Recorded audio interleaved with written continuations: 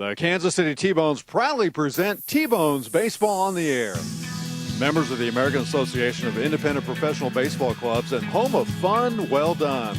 The T-Bones Broadcast Network is brought to you by Community America Credit Union, Austin's Trailers and Motorsports, Budweiser, Coca-Cola, Price Chopper, Providence Medical Center, the Kansas Lottery, FlyKCI.com, Roma Bakery, Sheet Metal Local Number 2, and Kissick Construction. Now let's head out to the ballpark for the starting lineups and the first pitch with the voice of the T-Bones, Nathan Moore. Happy 4th of July and welcome into Sioux Falls, South Dakota. Nathan Moore back with you as the Kansas City T-Bones begin a very quick 3-game road trip in which the Kansas City T-Bones will face the Sioux Falls Canaries for the first and only time this season here in Sioux Falls, South Dakota. Kansas City T-Bones to winning their second consecutive series over the St. Paul Saints. That series right after the Lincoln Salt Dogs series victory. So Kansas City trying to do something they haven't done all season. That is win 3 consecutive series and get themselves back into the postseason race in the American Association Central Division. Once again, happy 4th of July. Glad to have you with us this evening on tbonesbaseball.com. And let's go ahead and take a look at tonight's starting lineups. First for the visiting Kansas City T-Bones at 18-25. The T-Bones 6.5 games back in the Central Divisional race. Leading off is the shortstop, Vladimir Frias. Batting second, the center fielder, is Tyler Massey. Jake Blackwood about 30s at first base as Anthony Gallis, the cleanup hitter, will be the designated hitter. Batting in the 5th spot in left field is Starlin Rodriguez. Brandon Tierney will bat 6th. He's at third base as Brett Wiley, the second baseman, bats 7th. Batting 8th, the right fielder is Dalton Wheat. And the catcher, Brian Erie, bats 9th. Frias, Massey, Blackwood, Gallis, Rodriguez, Tierney, Wiley, Wheat, Erie for Kansas City. And on the mound for Kansas City, his first start of the year is Josh Tolles. Now for the Sioux Falls Canaries, 15-26. They're 12.5 back in their division in the North. Leading off is the shortstop, Blake Schmidt. Batting second, the second baseman, Darwin Perez. The designated hitter, Jake Taylor, will bat third as David Bergen, the first baseman, bats fourth. Batting fifth, the left fielder is Osni Guillen. Batting sixth, the right fielder, J.C. Linares. Michael Pear, the catcher, will bat 7th, as the third baseman, Ryan Lashley, bats 8th. And batting 9th is the center fielder, Ethan Chapman. Schmidt, Perez, Taylor, Bergen, Guillen, Linares, Pear, Lashley, Chapman, and on the mound for the Canaries is Misael Severio. Severio, off to a rocky start. 3-4 record, 6.26 ERA. Tonight making his 9th start of the year, 46 innings pitched, which is top third on his team. He's allowed 60 hits, 32 earned runs. He has walked 15, but he has struck out 42. The 42 strikeouts is most on the team. Batters are batting a robust .317 against the lefty starter. So here we go. First pitch on July 4th is a bit inside, and the count's 1-0. 85 degrees. The wind blowing in from right field to home plate about 10 to 15 miles an hour. This is typically a hitter's ballpark, but the wind blowing in from right will definitely help the pitchers here tonight. The 1-0 pitch is a bit low, and the count's 2-0. Home plate umpire Kurt Brannon also serving as the crew chief of this series. First base umpire Trent Delmont, and the third base umpire is Zach Richardson. The 2-0 pitch showing a bunt, taking a strike, and the count's now 2-1 on Vladimir Frias. Kansas City's shortstop, Vladimir Frias, batting .227, couple of home runs and 15 RBIs. Here comes the 2-1 pitch on the way. And a broken back grounder to the third baseman. Lashley all over it, over to first in time, and the first out has been recorded. Kansas City doing a little bit of an interesting swap. Top of the order, Starlin Rodriguez has batted there every game but one since he's been added to the roster. But Kansas City trying to shake things up a little bit. After winning back-to-back series, Starlin Rodriguez goes from the leadoff spot down to the 5 spot and just pretty much flopping spaces, flopping spots in the order for Kansas City as Frias and Rodriguez. One up, one down. That'll bring up the center fielder, Tyler Massey. The Canaries wearing the blue tops, yellow numbers and lettering, the white pants. First pitch to Massey is right there for a strike, 91-mile-per-hour fastball. For the T-Bones, are rode gray tops, gray pants. Those jerseys were new last year, and they are a solid uniform choice on the road. Here's the 0-1 pitch and a high pop-up on the infield. Third baseman Lashley in foul territory, kind of colliding with the third base umpire, Zach Richardson. He does hold on to it, makes the catch, and very quickly, 2 outs in the first inning. So 2 up, 2 down. That'll bring up the first baseman, Jake Blackwood. Blackwood for Kansas City batting .273. Team leader with 37 RBIs. Tied for the team lead with 7 home runs. He has been a force again in the American Association. Kind of a very, very slow start in the month of May and even the first week of June, but he has really turned it around to increase his batting average closer and closer to that 300 mark. 2 up, 2 down in the first, just underway, no score. And the first pitch to Blackwood is an 87-mile-per-hour fastball and a called strike. Pretty good crowd here tonight. They call it the Bird Cage, the home of the Sioux Falls Canaries. Here's the 0-1 pitch. Breaking ball missed high, and the count's even 1-1. Severio, in his first year with Sioux Falls, trying to get back into the groove of things on the pitching side of things. Here's the 1-1 pitch. And the fastball hits the mitt in the spot, but outside, 88 miles an hour, and the count's 2-1. Defensively, Michael Pear does the catching. Lashley at third, Schmidt at short, Perez at second, Bergen at first. The outfielders left to right, Guillen, Chapman, and Linares. 2 balls, 1 strike. The lefty looks in. Here's the pitch. Blackwood base hit into left field. A line drive shot in between the left side of the infield. So Kansas City has a 2-out base runner. And that'll bring up the designated hitter, Anthony Gallus. Our old friend, Chris Regis, is here tonight. He is in uniform for the opposing team. So Chris Regis, at one point throughout this series, may make an appearance pitching against his former team in Kansas City. Severio, pretty good sized fella. 5'9", 210 pounds. He is from Cuba. I would say those numbers are pretty accurate, not very tall. First pitch to Gallus is a called strike. Anthony batting .211, 7 home runs, 17 RBIs. Right now just trying to keep the first inning alive after the 2-out single by Blackwood and chases a high fastball, and the count's 0-2. Gallus prone to the strikeouts. And Gallus this season, in regards to that number, has struck out 31 times. That is the second most on the team, tied with Blackwood. Here's a 2-strike base hit into left center. Just drops in front of the center fielder, Chapman, and Kansas City has back-to-back 2-out hits. So really too good of a pitch by Severio, and Kansas City makes him pay for it. Gallus gets his first hit of the series.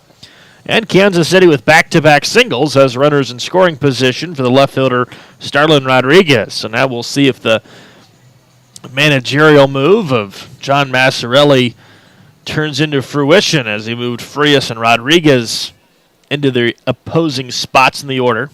Typically, this is where Frias would be up at the plate, and tonight it is Rodriguez.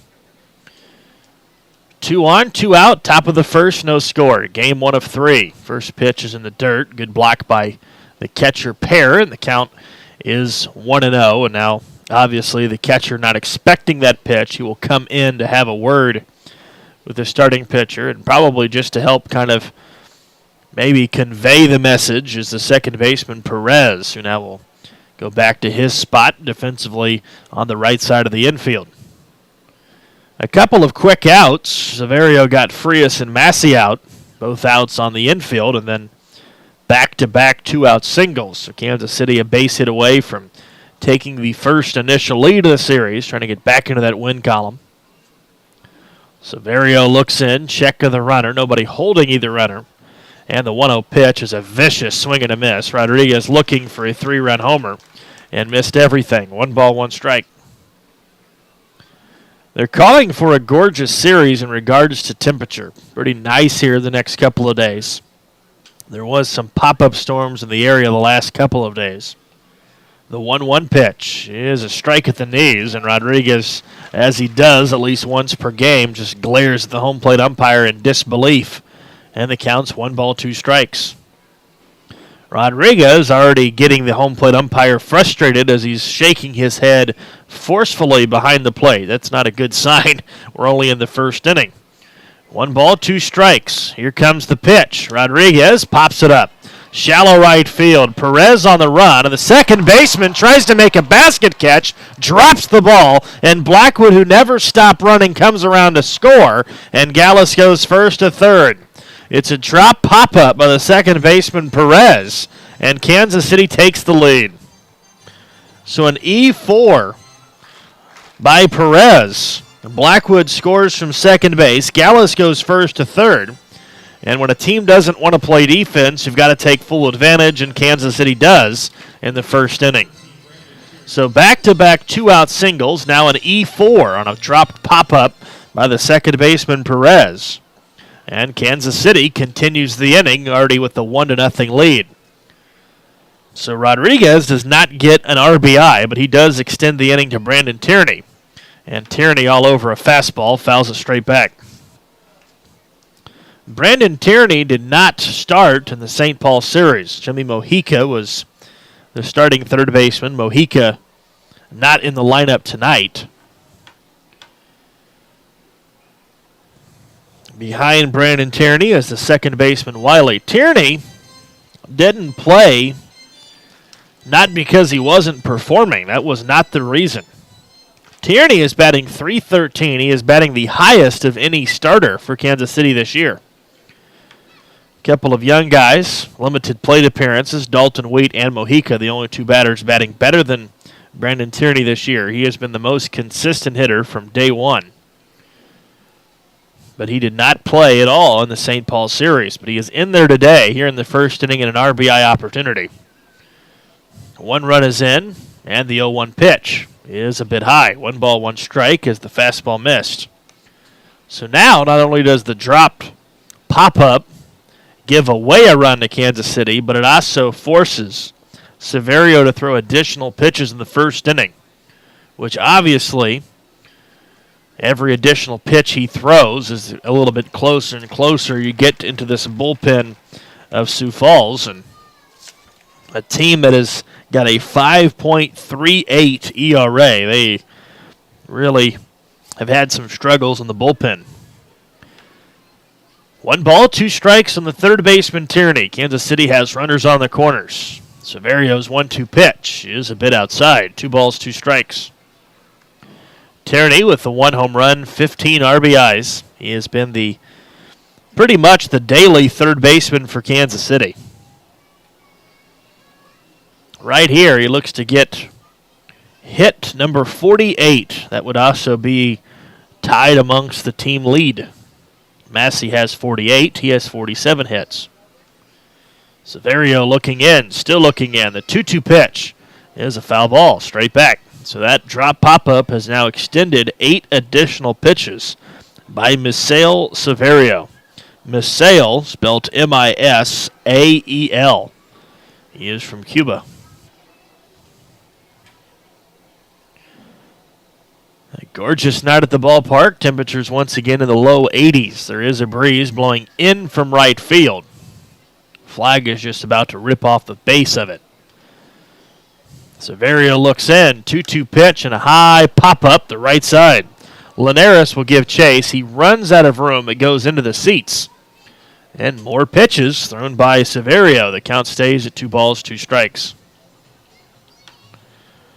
Kansas City getting a break, but also forcing that break with back-to-back 2-out hits from their 3 and 4 hitters, Blackwood and Gallus.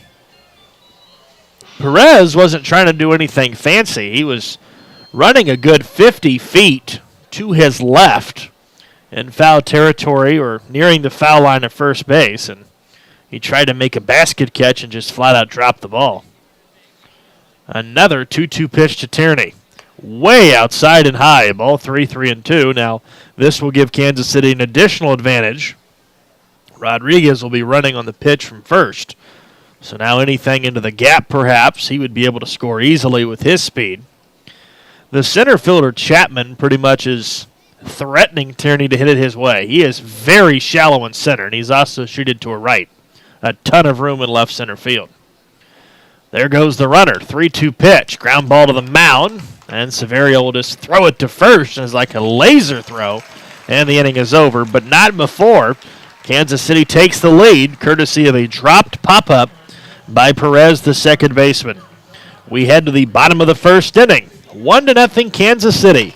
Back after this on the T-Bones Broadcasting Network. It's always good to know that great doctors are close by. In fact, the great doctors of Providence Medical Center are right down the street from the ballpark at 89th and Parallel. Count on Providence when you need 24/7 emergency services, an accredited chest pain center, or specialized orthopedic and sports medicine services. Providence Medical Center is proud to be the official healthcare partner of the T-Bones. Learn more at providencekc.com. At Community America, we're redefining wealth. It's time to focus on what really fills our lives with meaning. The experiences and relationships that define who we are and what we value. At Community America, what matters to you matters to us. Because when you have financial peace of mind, you can live life to the fullest. Make today wealthy.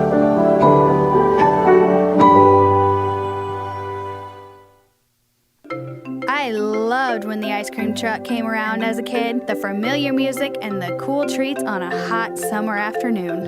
What's your happy place? Have a Frosty Treats ice cream truck at your next corporate or private party. FrostyTreats.com.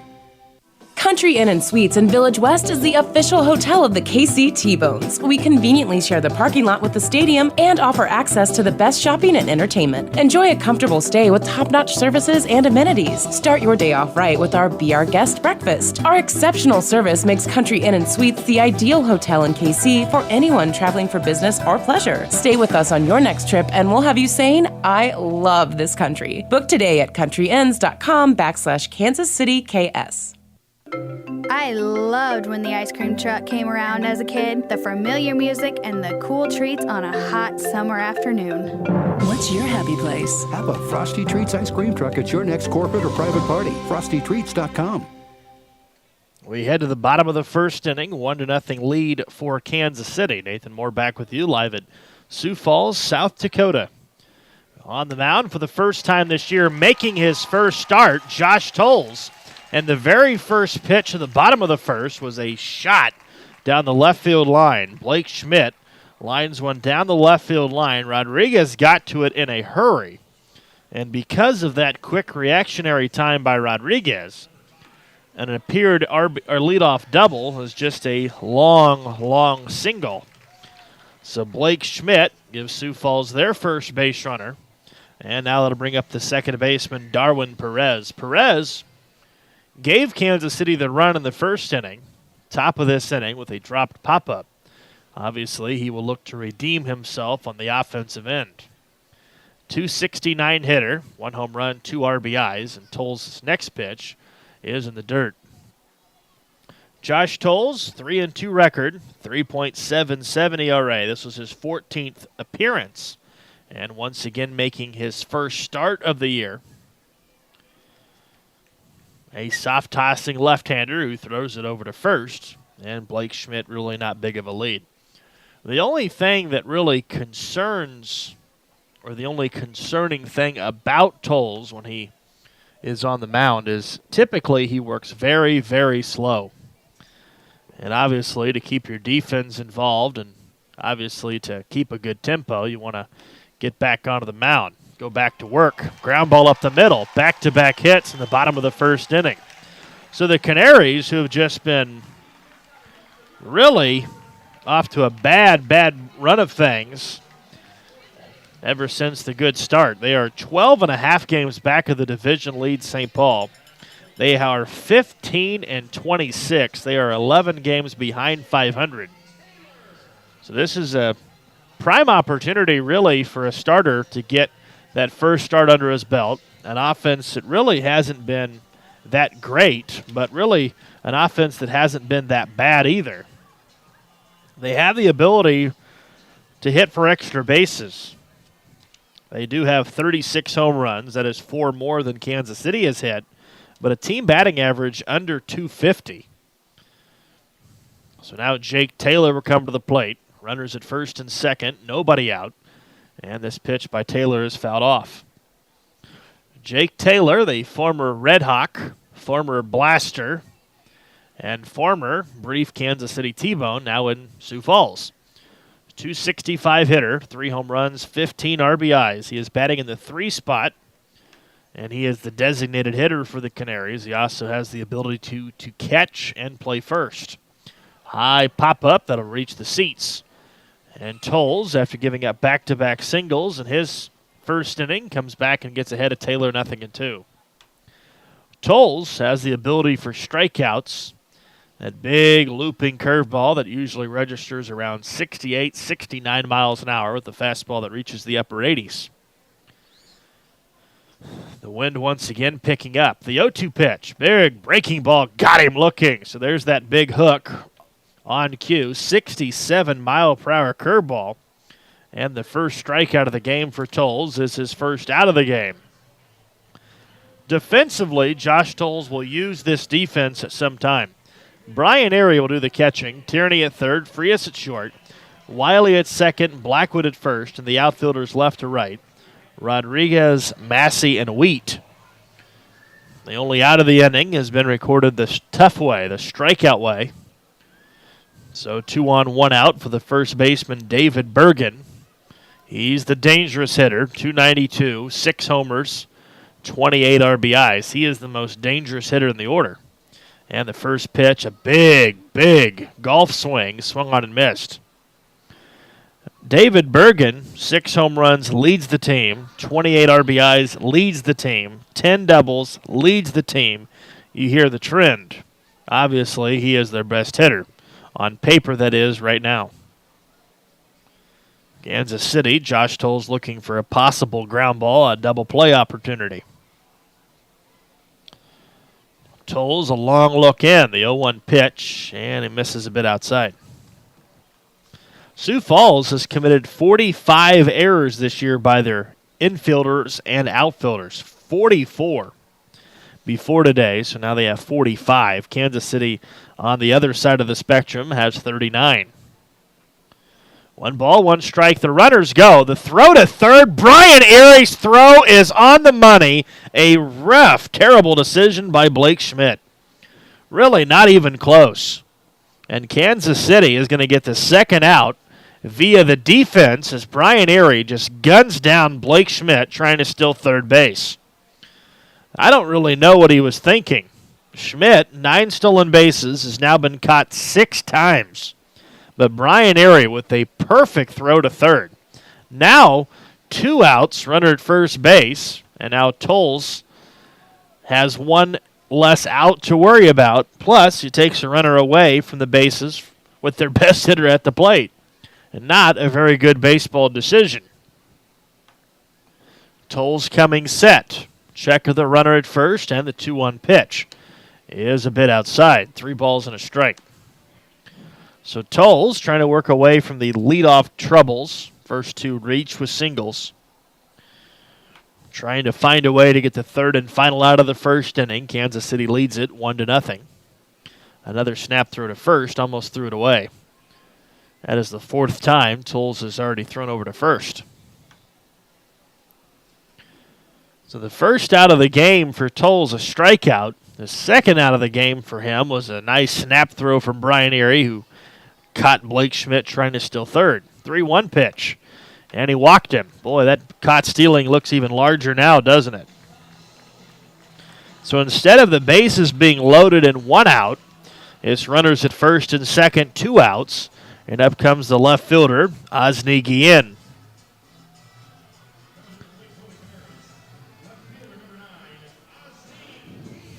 Osni batting .243, 2 homers, 13 RBIs. A far drop from the previous hitter. Guillen, pretty good-sized hitter, batting left-handed. Lefty-lefty matchup. Josh Tolles trying to get the final out of the first inning. Runners still everywhere. Now time is called at the plate. Once again, the very slow work of Josh Tolles on the mound.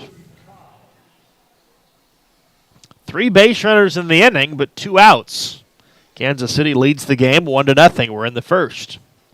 Game 1 of 3 in the series. Tolles still holding on to the baseball. Still holding on to the baseball, and time again. Well, this game is never going to get through, is it?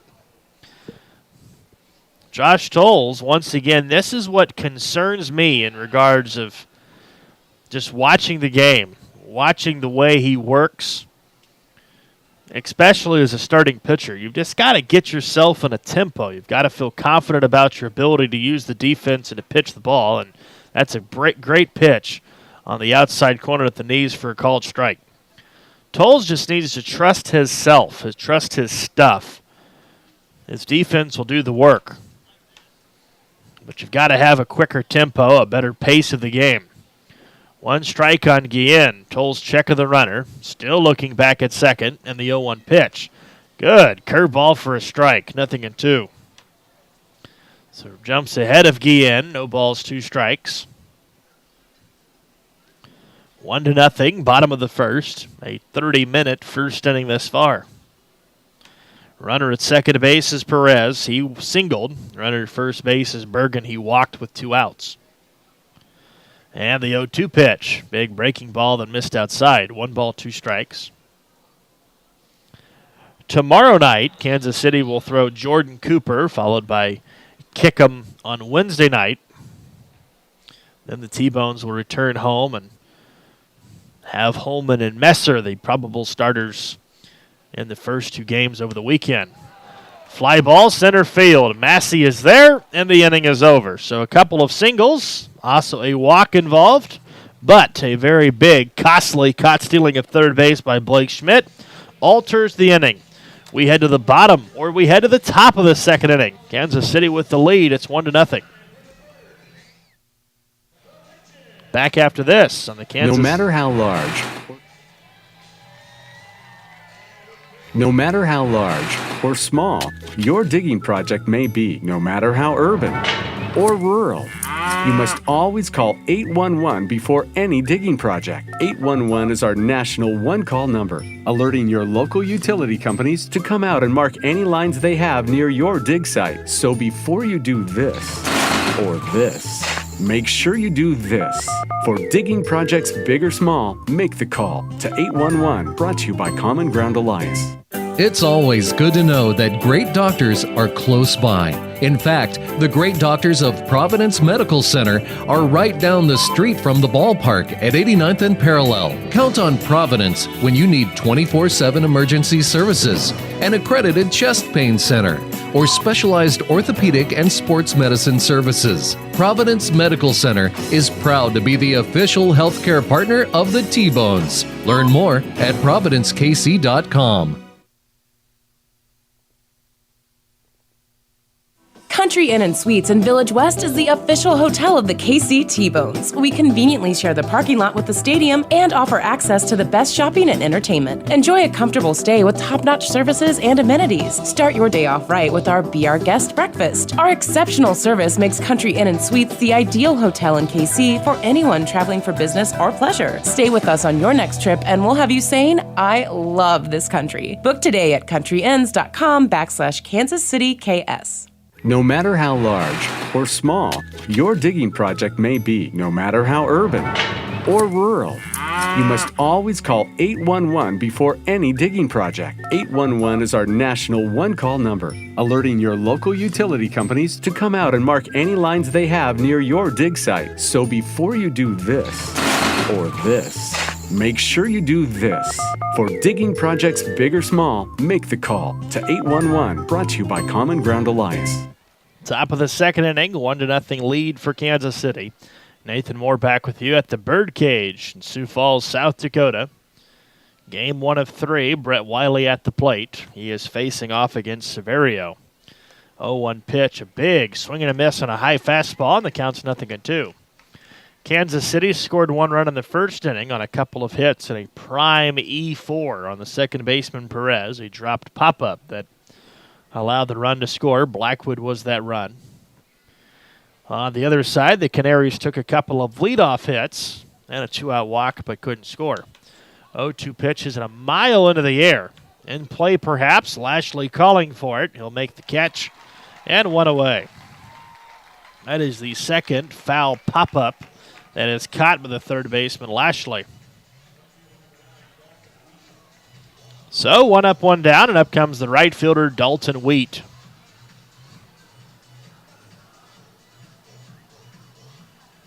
One to nothing, Kansas City. They look to add to their lead here in the second.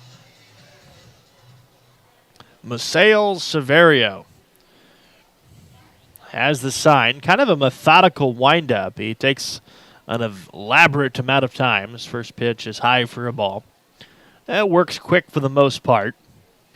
He kind of has the same methodical windup where he throws his hands into the air and kind of slowly comes back set, kind of like Satchel Paige a little bit. 1-0 pitch, missed way inside. The count is 2-0. First base coach, John West. He's over there in the shade. Third base coach, Dave Schaub, is standing in the sun. Each one of them has had some company in the first inning. Here's the 2-0 pitch. And it's in the dirt, 3-0. A pretty good crowd here tonight, as expected on the 4th of July. Fireworks after the game and an expected big fireworks display. The T-Bones back at Community America Ballpark the last two nights with good fireworks shows celebrating the 4th of July. 3-0 pitch is a 4-pitch walk. So Dalton Wheat walks. That's the first walk issued by Severio. So Kansas City already with 4 base runners into the game. And this will bring up the catcher, Brian Airy. Brian Airy is the beer batter of the game for the Canaries. So everybody in this ballpark will be rooting against him in regards of trying to get a beer special here in the second inning.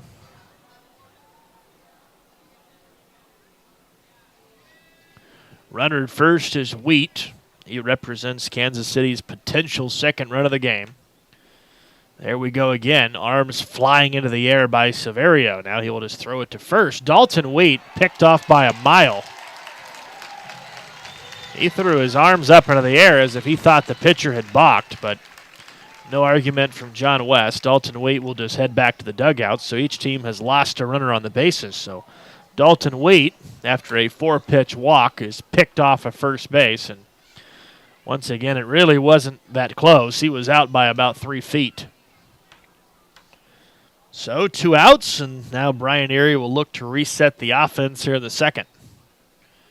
Now the first pitch of the at-bat is way outside. So 5 consecutive pitches have missed in the second inning for Severio. Despite all of that, he's recorded the first 2 outs in the inning. He looks in again, works a little bit quicker, and the 1-0 pitch is a bit outside. So now we've missed 6 consecutive pitches. The wind continues to howl in toward home plate from right field. Severio looking in, has the sign, the 2-0 pitch, and Brian fouls it off on the third base line. It hits the concrete barricade, and then back to the third baseman who is looking to throw it to a fan, and he does.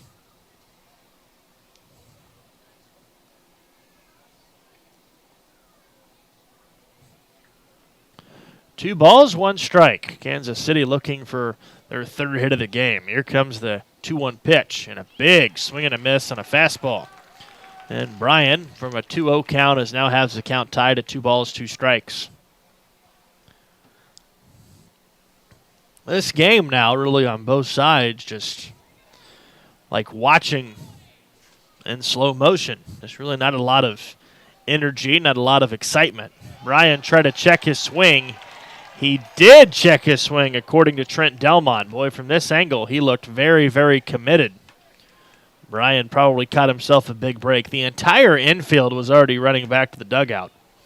So now, instead of a strikeout, the count's gone the distance, 3 balls, 2 strikes.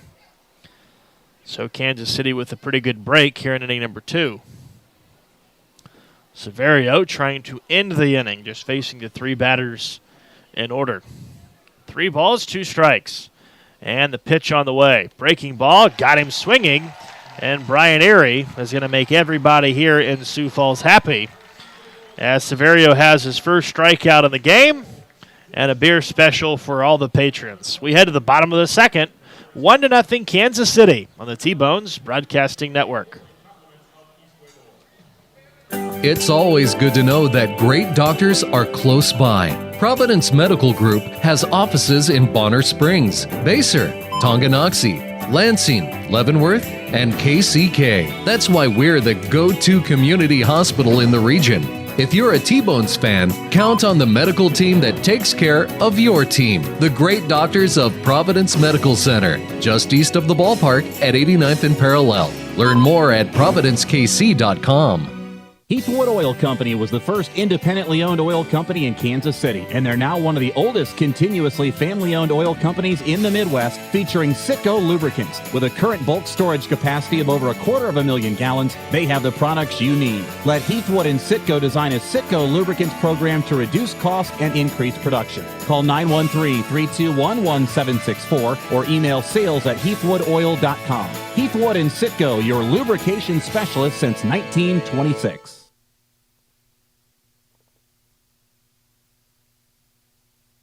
Country Inn and Suites in Village West is the official hotel of the KC T-Bones. We conveniently share the parking lot with the stadium and offer access to the best shopping and entertainment. Enjoy a comfortable stay with top-notch services and amenities. Start your day off right with our Be Our Guest breakfast. Our exceptional service makes Country Inn and Suites the ideal hotel in KC for anyone traveling for business or pleasure. Stay with us on your next trip and we'll have you saying, I love this country. Book today at countryinns.com/Kansas City KS. We head to the bottom of the second inning. Nathan Moore back with you live in Sioux Falls, South Dakota.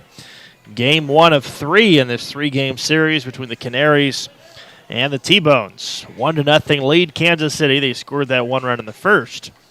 And now the Canaries in inning number 2 will send up their 6, 7, 8 hitters, Linares, Pear, and Lashley against the left-handed starting pitcher, Josh Tolles.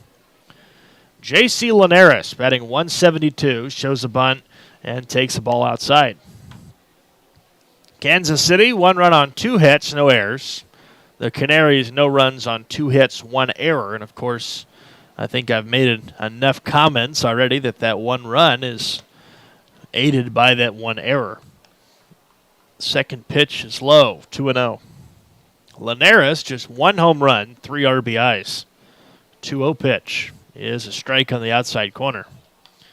Linares, the right fielder, typically, when you look at lineups, now that's not always true, so let me say that before I get too far. Here's a high fly ball, shallow right field, Wheat coming in, and Dalton Wheat makes the catch, first out made in the second.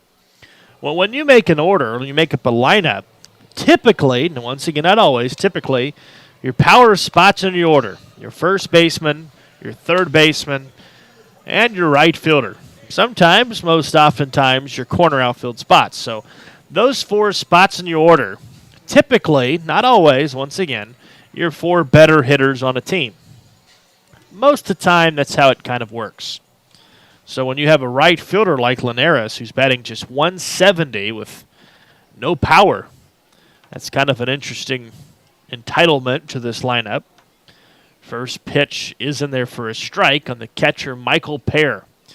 268 hitter, 5 home runs, as Josh Tolles works a lot quicker here in inning number 2. Here's a foul ball with a lady literally 1 inch away from her, not even noticing the ball, and almost hit her. Luckily for her, she did not get hit in the head. She was literally not paying attention as the ball fell 1 inch away from her lap. This pitch is a bit outside. 1 ball, 2 strikes. She has got that baseball, and now for the rest of her life, she has a story to tell. Good changeup, swung on and missed, and down he goes. So Michael Pear is a strikeout victim. Strikeout number 2 for Tolles, and a much better, more efficient second inning. I'm sure when the story is retold by the patron who has this foul ball about 5 feet to my right, down the history, it will not be, hey, you know, one day I was at a baseball game and I was not paying attention and the ball almost hit me. Then I became alert again. I'm sure that's not what the story will entail. I'm sure that'll be a lot more colorful when it is retold. But for at least the time being, she is very pleased with that baseball. Here's the 1-0 pitch, and Tolles misses inside with a fastball. Ryan Lashley batting .217, right-handed hitter with 11 RBIs, 1 home run. We are in the second. Here's the 2-0 pitch, and Tolles gives up a shot down the left field line, but foul. And the count is 2 balls and a strike. Rodriguez goes and fields it off the warning track, and he will throw it near the Kansas City bullpen. It is very hard in this bullpen or in this ballpark to see if anybody is warming up. Easier to tell on Kansas City side. It's impossible to tell for the Canary side. High fly ball, straightaway center field. Massey is there, and Josh Tolles literally is in the dugout before his center fielder makes the catch. That's how for sure he was that Massey was going to make the catch. A 1-2-3, perfect bounce back inning for Tolles in the second. We head to the third, 1-0 Kansas City on the T-Bones Broadcasting Network.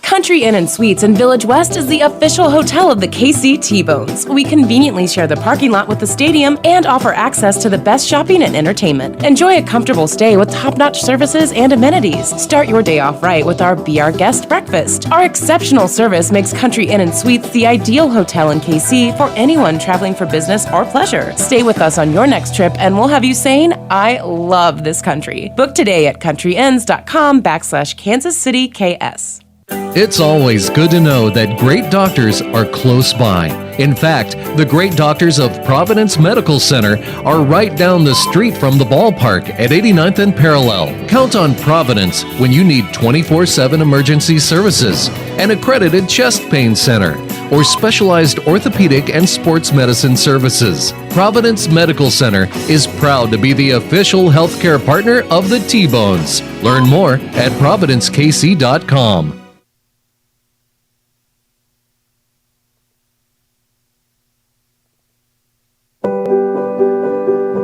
At Community America, we're redefining wealth. It's time to focus on what really fills our lives with meaning. The experiences and relationships that define who we are and what we value. At Community America, what matters to you matters to us. Because when you have financial peace of mind, you can live life to the fullest. Make today wealthy.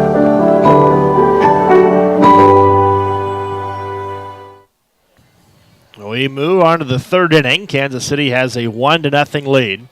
Nathan Moore back with you live on the Birdcage here at Sioux Falls, South Dakota.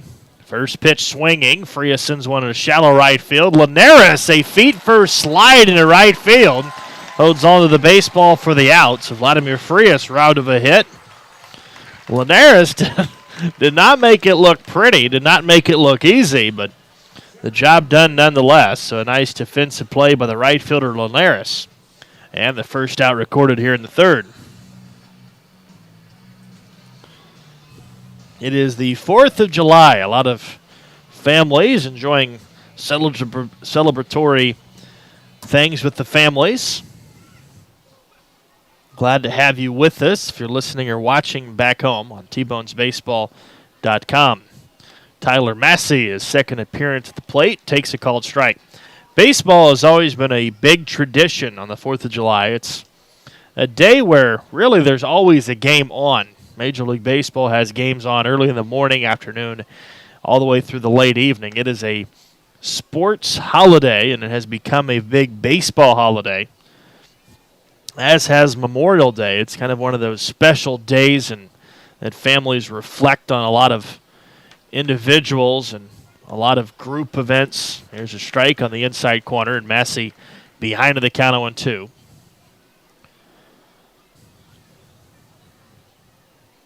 Massey back in the first inning, popped out to the third baseman Lashley in foul territory. This pitch is popped out of play again, and the count stays. A couple of strikes on the center fielder. Massey coming into this series, batting .296, 5 homers, 19 RBIs. They play him straight away. There's no shift at all. Pretty deep on the infield. Big breaking ball swung on and missed, and down he goes. So strikeout number 2 for Misael Severio. And here at the Birdcage, they have right behind home plate, they've got a kind of a ripcord, a kind of a rip tie, where they have a line that is used to replicate strikeouts. They will have this line, and they will put forward or backwards Ks on it. And as I mention that, a fan comes up and will actually do that as I speak. He will put that K that is a forwards K, and he will slide it down. That indicates now 2 strikeouts on the night for Maceo. And this pitch is a bit outside. 1-0 on Jake Blackwood. Scored the only run so far of the game. Came in the first inning, a 2-out single to left field. He came around to score on a dropped infield pop-up on the second baseman, Perez. 1-0 pitch, big swing and a miss. And the count's even, 1 ball, 1 strike. The only time this year Kansas City comes to Sioux Falls. Typically, that's the way it goes. Sometimes Kansas City will make 2 separate trips to Sioux Falls, but typically just 1 trip. 1-1 pitch, high fly ball, deep center field. Back goes Chapman to the warning track to the top of the wall. Blackwood on his way for a double. He's 2 for 2. So missing a home run by about 10 to 15 feet. Blackwood has a double, and once again it's a 2-out hit for the Kansas City first baseman. The wall's in center field a good 30 feet high. So it's 410 feet away, not to mention the 30 to 35 feet wall. So to get one out of center, you really got to put a charge into one. Only 312 down the right field line, only 313 down the left field line. So those areas are a lot easier to go out of, but straightaway center field, you've got to have a lot of air underneath it. Now we'll see if Gallus can add to the hit column for Kansas City. Here's the pitch, and it's a fastball right down the middle. Kansas City in the game has 3 hits. Now all 3 of those hits have come with 2 outs in the game, or in an inning. Kansas City looking for their 4th 2-out hit. That would give them an extended lead, perhaps. Silverio looking in, ahead of the count. Here's the 0-1 pitch. And Gallus, another good swing, and this time fouls it straight back. And the designated hitter is down in the count 0-2. In the first inning, it was back-to-back 2-out singles. And now here in inning number 3, it's a 2-out double. 2 of the 3 hits have been hit by Jake Blackwood, who's really starting to turn it up the heat offensively. The 0-2 pitch, hammered down the left field line. Back it goes, and gone off the top of the wall. Home run, Anthony Gallus. Kansas City's lead grows to 3-0 as Gallus hits his 8th home run of the year. It cleared the first wall, hit the second wall beyond it, and then ricocheted back onto the field of play. Gallus wasn't for sure if it was a home run as he stopped at second base to ask to make sure it was a home run. It for sure was, and Kansas City leads it 3-0. All 4 hits have come with 2 outs in an inning, and all 4 hits have come from Blackwood and Gallus. So the 3-4 hitters paving the way tonight for Josh Tolles. That was an absolute mammoth shot, and Gallus' home run came with 2 strikes. So in an 0-2 pitch, Gallus was not cheated, and Kansas City's lead continues to grow. Now a fly ball to right. Linares will watch it go into the seats, and the count's 0-1. 3-0 Kansas City as they've struck for 2 in the 3rd, and visibly frustrated is Marcel Severio on the mound. He is just slapping the baseball into his glove. That shot by Gallus was a moon shot, and it was a rocket out of the field of play. It was gone in a second. Now can Sterling Rodriguez add a hit to the game? Here's the 0-1 pitch. Breaking ball is a bit high. 1 ball, 1 strike. So Blackwood and Gallus have all 4 hits in the game. They have all 3 runs in the game, and all of the damage has been done with 2 outs in both first and third innings. Here's the 1-1 pitch. Curveball inside, and the count's 2-1. So Severio, who came into the game with a 6.26 ERA, was prone to giving up the home run. That was his 11th home run given up this year. That is by far more than any pitcher on his team. Now a fastball fouled straight back, 2-2. 3-0 Kansas City. We're in the third as the T-Bones look to take the first game of the 3-game road trip. The T-Bones have won consecutive series, back-to-back series, trying to win their third for the first time this year.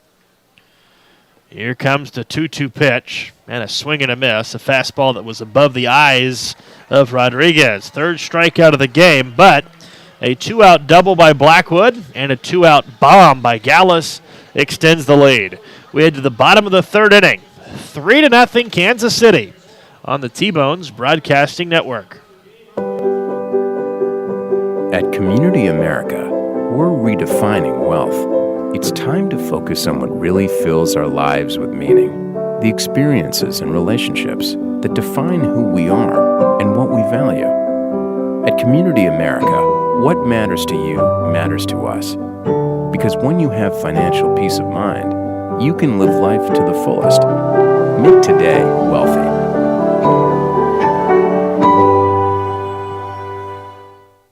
No matter how large or small your digging project may be, no matter how urban or rural, you must always call 811 before any digging project. 811 is our national one-call number, alerting your local utility companies to come out and mark any lines they have near your dig site. So before you do this or this, make sure you do this. For digging projects big or small, make the call to 811, brought to you by Common Ground Alliance.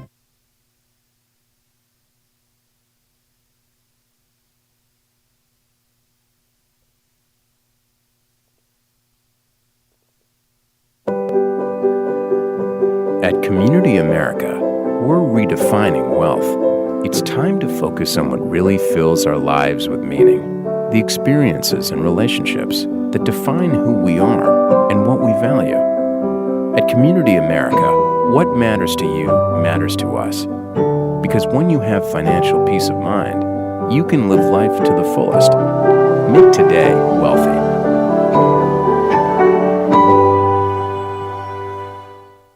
Heathwood Oil. We head to the bottom of the third inning. Nathan Moore back with you as Josh Tolles will come back out in the next inning with a larger lead to protect. It's now 3-0 Kansas City. As Josh Tolles in this third inning will face the 9-1-2 batters. Leading off is the center fielder Ethan Chapman. Chapman batting .232 on the year.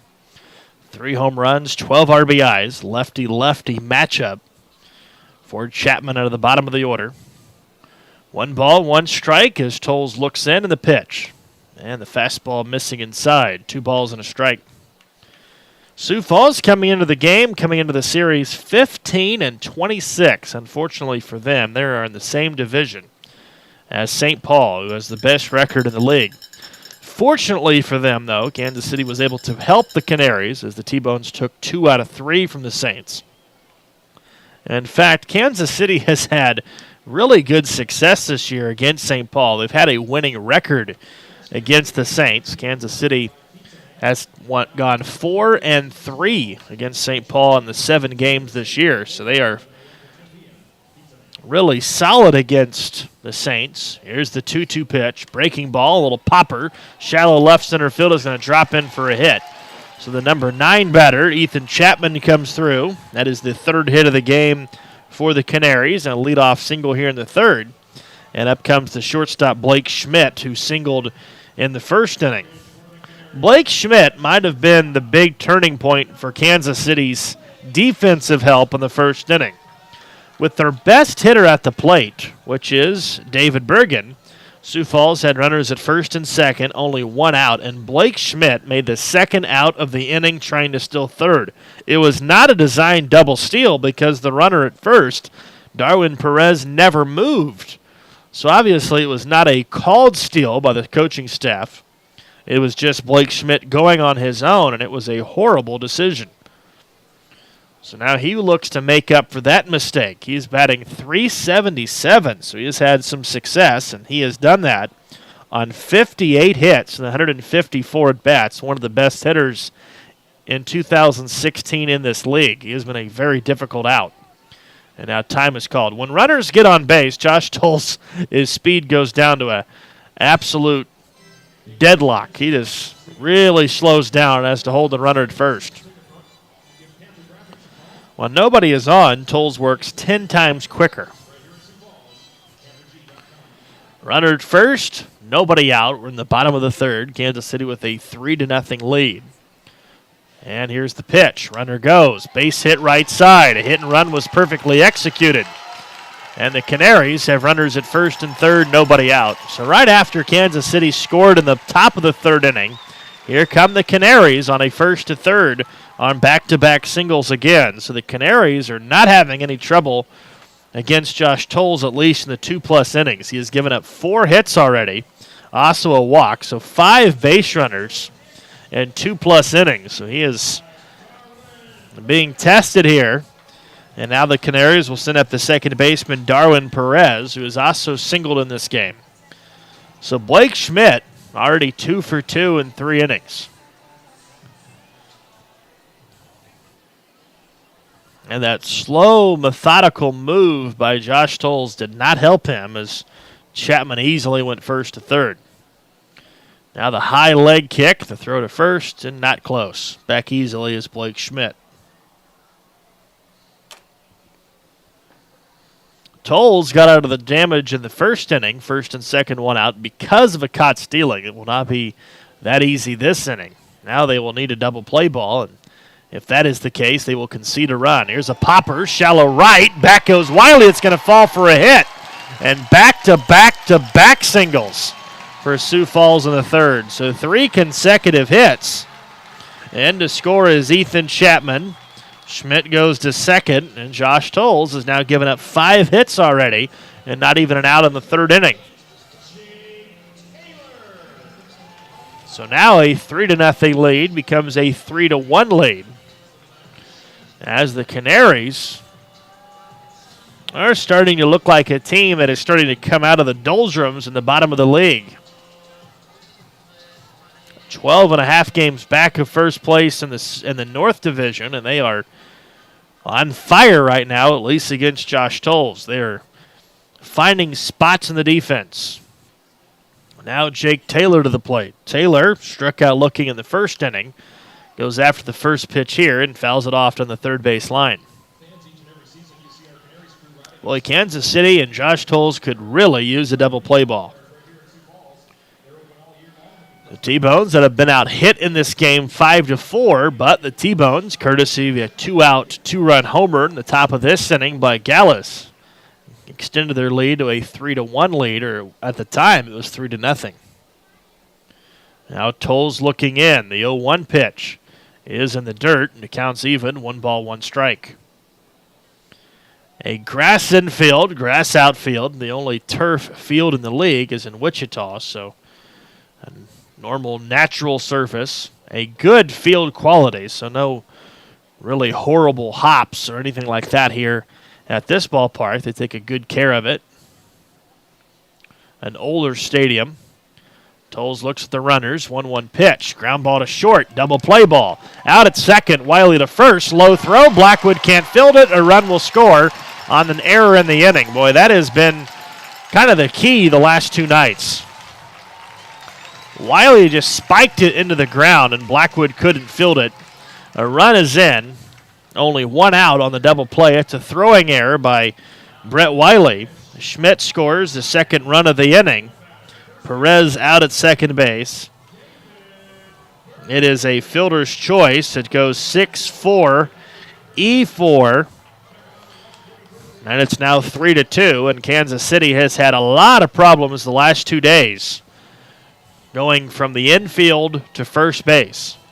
Jake Blackwood has had at least 8 or 9 baseballs in the last game and a half where his middle infielders have spiked the ball in front of him. And unfortunately for the middle infield, Blackwood has been unable to pick them out of the dirt, and they have now turned into costly errors. And now a breaking ball in the dirt for a ball. So a 2-run inning for both teams.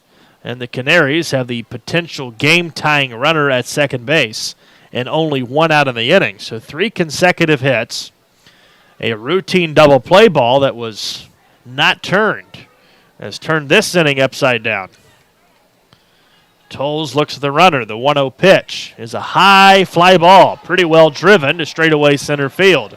Massey under it, looks up, makes the catch, attempting to go to third base. The T-Bones have a double cut. The tag, safe at third. So Jake Taylor does advance to third on the fly ball out by David Bergen. And from this angle, it did appear that he was under the tag. Massey a perfect throw to short. Frias a perfect relay to Tierney, but just a little bit late. So 2 outs in the inning, and up comes the left fielder, Osni Guillen, who is 0 for 1. An hour into the game, and it's a 3-2 T-Bones lead. We're in the bottom of the third. Each team has scored twice in the third inning. Each team has committed an error at the second base position. Wiley, for Kansas City, will be charged with error number 7 from the second base bag. That has aided to a run for the Canaries in this innings. Instead of the inning being over, one less run. That error has turned large. Now the 1-0 pitch. Big breaking ball stayed in, and it counts 2-0. Coming into the year, I think everybody thinking that the T-Bones defensively was probably going to be a top 2, top 3 team, if not the best defensive team in the league. That has not worked out. Here's a pitch on the outside corner for a strike. That was the 40th error of the year committed by the Kansas City defense. That is not counting pitchers. That is just counting position players. The T-Bones pitchers have committed a lot of errors themselves. 2-1 pitch and a swing and a miss. Good fastball at the knees, and the count's 2-2. But Kansas City's defense has not really been all that good. And in fact, they're in the bottom part of the league. Primarily the main reason the T-Bones are in the bottom part of the league in regards to overall record. Both of the teams not helping themselves in that category. 2-2 pitch is low. Full count, 3-2. Coming into tonight, Kansas City with a .973 fielding percentage, and they committed one error tonight. Sioux Falls has the worst defensive team in the league. They've also committed an error in this game. 3-2 pitch, ground ball back to Tolles. He will just take it over to first himself, and the inning is over. But one error cost Kansas City a run, but the Canaries strike for 2. We head to the fourth. Kansas City's 3-run lead is now down to a 1-run lead. It's 3-2 as we head to the fourth on the T-Bones Broadcasting Network.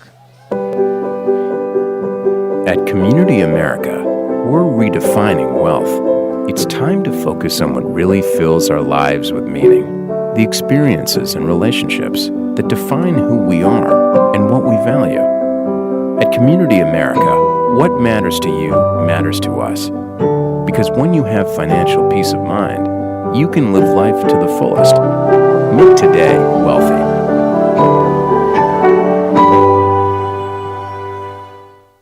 Heathwood Oil Company was the first independently owned oil company in Kansas City, and they're now one of the oldest continuously family-owned oil companies in the Midwest, featuring Citgo lubricants. With a current bulk storage capacity of over 250,000 gallons, they have the products you need. Let Heathwood and Citgo design a Citgo lubricants program to reduce cost and increase production. Call 913-321-1764 or email sales@heathwoodoil.com. Heathwood and Citgo, your lubrication specialist since 1926. It's always good to know that great doctors are close by. In fact, the great doctors of Providence Medical Center are right down the street from the ballpark at 89th and Parallel. Count on Providence when you need 24/7 emergency services, an accredited chest pain center, or specialized orthopedic and sports medicine services. Providence Medical Center is proud to be the official healthcare partner of the T-Bones. Learn more at providencekc.com. We head to the fourth inning. Nathan Moore back with you as the game has now gotten tighter. 3-2 lead for Kansas City. Each team exchanging 2-run innings in the third. So in the fourth, Brandon Tierney, Brett Wiley, Dalton Wheat, the scheduled hitters, 6, 7, 8 hitters in the order. Anybody were to reach, Brian Erie will follow in the inning. Showing a bunt, and Tierney takes a strike. Brandon 0 for 1, grounded out to the pitcher to end the first inning. Kansas City 1 in the first, 2 in the third. Gallus and Blackwood has literally done everything offensively for Kansas City. They have combined, got the 4 hits. Each one of them has 2 hits. Blackwood a double and a single. He scored twice, and Gallus has a single and a 2-run home run. They have got literally the entire offense. The 1-1 pitch is inside. Tierney almost hit with a curveball, and the count is 2 balls and a strike. An inning in which Kansas City needs to respond here in inning number 4. Go after this struggling left-hander. Try to give Tolles the lead, a little bit larger lead to protect, as he will come back out for the bottom of the 4th inning. Here's the 2-1 pitch, and the fastball misses a bit outside. 3 balls and a strike. Outfield, a little bit of a shift. There is a ton of room in left center field. The center fielder, Chapman, has been shading more toward right. Now the 3-1 pitch, and it's hammered to deep left field. Back it goes. Guillen looking up. It's at the base of the fence, and Tierney falls over first base. It is a 310-foot single as Brandon Tierney collapses on the ground after hitting the bag at first base. So Tierney just went down at first base. So instead of a leadoff double, Kansas City has a leadoff single. So kind of bad news for Kansas City. That ball was hit a ton and should have been a double, but Tierney lost his footing and tripped himself right around that first base bag. Nonetheless, a leadoff base runner for Kansas City here in the 4th inning. So the T-Bones have their 5th hit of the game, and it's their first leadoff hit of an inning, and this will bring up the second baseman, Wiley. Lefty-lefty matchup. And the pitch. Wiley takes a little bit low. Now the outfield pretty much straight up. Right fielder Linares guarding more of the line in right field. Center fielder Chapman pretty much straight up. Lefty-lefty matchup in the pitch. Is a swing and a miss. Boy, that's a high swing. Wiley trying to connect with a high fastball at 86. He came up empty-handed, and the count's 1 ball, 1 strike. 3-2 Kansas City lead. We're in the 4th. First of 3 games in this series. T-Bones really needing this road trip to come to fruition. Here's the 1-1 pitch, and it's a bit outside. Fastball missed, and it's 2-1. You never want to say that a team has to sweep an opponent. It's very difficult to sweep a team in baseball. But Kansas City, at the least, really needs to come in here and take at least 2 out of 3 from Sioux Falls if they want to try to get their season back on track. The 2-1 pitch is a high pop foul out of play to the left side. And the count's 2 balls, 2 strikes. That's not saying if Kansas City were to lose 2 out of 3 or get swept by the Canaries that they couldn't possibly make the playoffs. That's not at all what I'm saying. But in order to be a postseason team, these are the teams that you really should handle and you need to handle to move on into the year. Another 2-2 pitch. Wiley sends it right back to the pitcher. Out at second, back to first, and the Canaries turn a double play, unlike the T-Bones could in the bottom of their defensive inning. So Wiley hit it hard, but right back to the pitcher on a 1-6-3 double play. Tierney out at second base, so not moving up on the double really comes back to haunt Kansas City.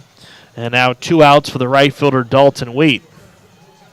You're starting to see some of the reasons why Kansas City has struggled this year. That play was a very routine double play ball. The Canaries turned it with ease. Kansas City in the bottom of the 3rd inning had a very routine double play ball that was hit immediately to Frias, 2 feet away from the bag at second. And Kansas City could not turn their double play and instead opened the door for a 2-run inning. Now the first pitch to Wheat is swung on and missed. Wind kind of continuing to blow in from right field, not at all as fierce as it once was. The 0-1 pitch, breaking ball strike, and Dalton behind the count 0-2. T-Bones with 1 in the first, 2 in the 3rd. Canaries with 2 in the 3rd. That is their only offense in so far this game. Severio trying to work out of the early troubles. He got the double play and now trying to face just the minimum in the fourth. He's done that once already. Josh Tolles has faced the minimum also just one time. Severio with his arms above his head. Now looks in, and the 1-2 pitch on the way. Breaking ball got him looking, and the end of the inning. Strikeout number 4 for Severio. And after the leadoff single, Kansas City only sends 3 to the plate here in the fourth. We head to the bottom of the fourth inning. Kansas City leads it 3-2 on the T-Bones Broadcasting Network. It's always good to know that great doctors are close by. In fact, the great doctors of Providence Medical Center are right down the street from the ballpark at 89th and Parallel. Count on Providence when you need 24/7 emergency services, an accredited chest pain center, or specialized orthopedic and sports medicine services. Providence Medical Center is proud to be the official healthcare partner of the T-Bones. Learn more at providencekc.com. At Community America, we're redefining wealth. It's time to focus on what really fills our lives with meaning. The experiences and relationships that define who we are and what we value. At Community America, what matters to you matters to us. Because when you have financial peace of mind, you can live life to the fullest. Make today wealthy.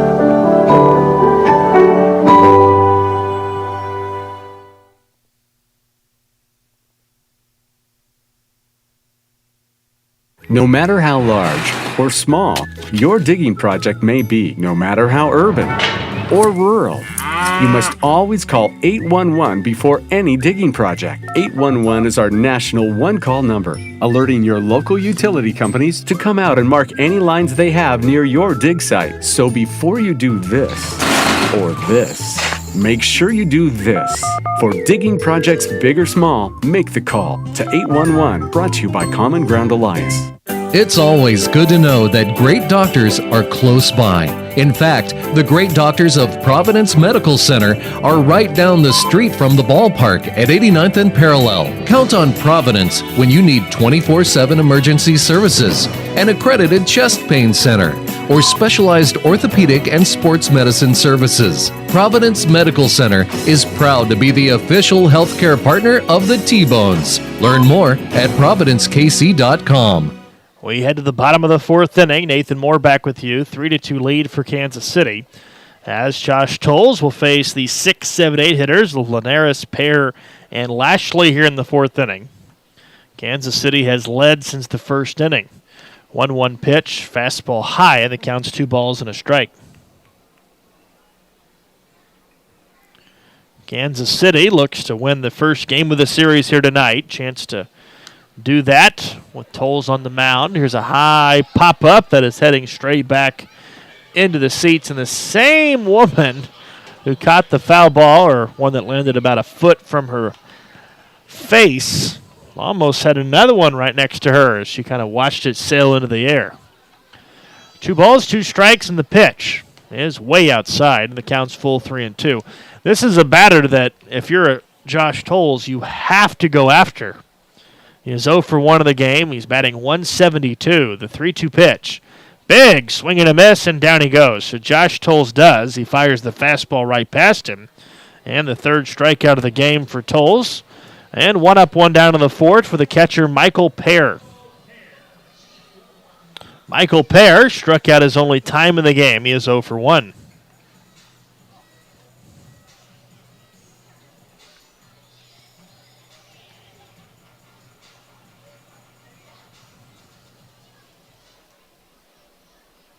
Here's the first pitch to the catcher, and off-speed pitch stayed a bit high.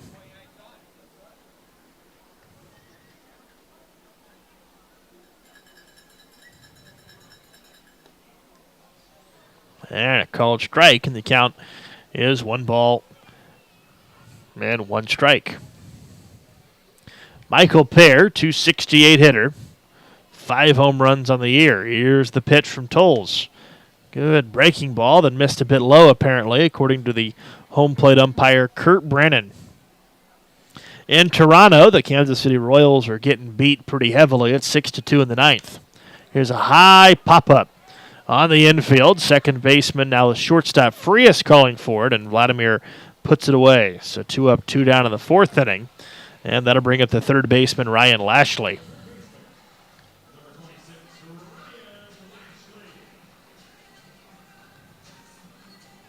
So Ryan Lashley up for a second opportunity, 0 for 1. He flew out to Massey in the 2nd inning. Kansas City 3 runs on 5 hits. The Canaries 2 runs on 5 hits. Here's the pitch. And a line drive into center field. A one hop in front of Massey for a single. So a 2-out single for Lashley.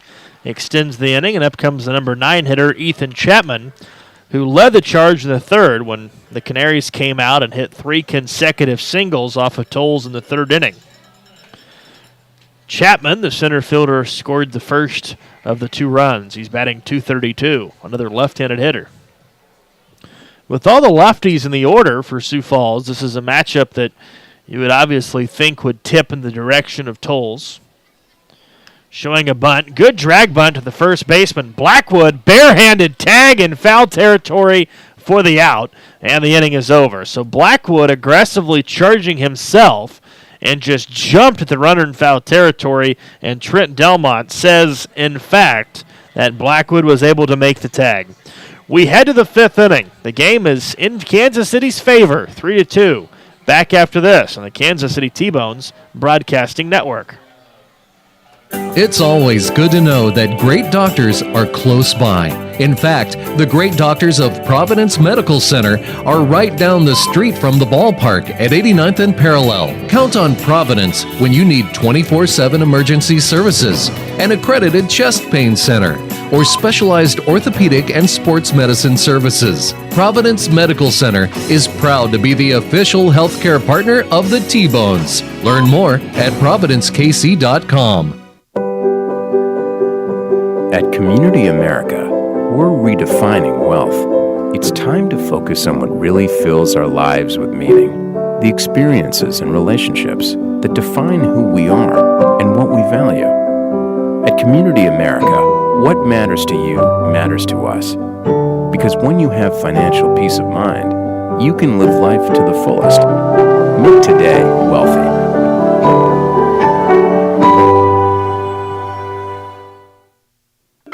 I loved when the ice cream truck came around as a kid, the familiar music and the cool treats on a hot summer afternoon. What's your happy place? Have a Frosty Treats ice cream truck at your next corporate or private party. FrostyTreats.com. Top of the 5th inning, Nathan Moore back with you as the Kansas City T-Bones hold on to a 3-2 lead in the first game of the series. Happy 4th of July to everybody back home, wherever you might be listening tonight on tbonesbaseball.com. Make sure it's a safe, memorable, yet enjoyable 4th of July with your families wherever you may be at. Kansas City in the 5th inning will send up the 9-1-2 batters. That is Brian Erie, Vladimir Frias, and Tyler Massey as they face off against Misael Silverio, who's allowed 3 runs on 5 hits. Erie, his second opportunity, takes ball a little bit high. Erie struck out swinging to end the 2nd inning. He is the beer batter of the game. They have the Homer Simpson graphic/audio when he comes up to the plate. So everybody in this ballpark that is of legal age is obviously not a fan of Brian Erie, or they are a fan of him striking out. He obviously does not want to do that again. 1 ball, 1 strike. Brian Erie back in Kansas City for the 3rd year. And a foul ball to the left side. Brian will tell you himself that he knows he's struggling at the plate. Obviously, it doesn't take a lot to look at the numbers to know that he is struggling. He knows that. The team knows that. However, he isn't here based on his offensive numbers. Now, obviously, the T-Bones would prefer that he was batting more than 170. However, his defense is where his value really comes into fruition. Big breaking ball misses inside, 2-2. Each of the last 2 games, he has thrown out a would-be base stealer. He has called good games behind the plate. Pitchers like him behind the plate. They trust his game-calling ability. Here comes the 2-2 pitch, and a breaking ball fouled away. So Erie battling here in the 5th.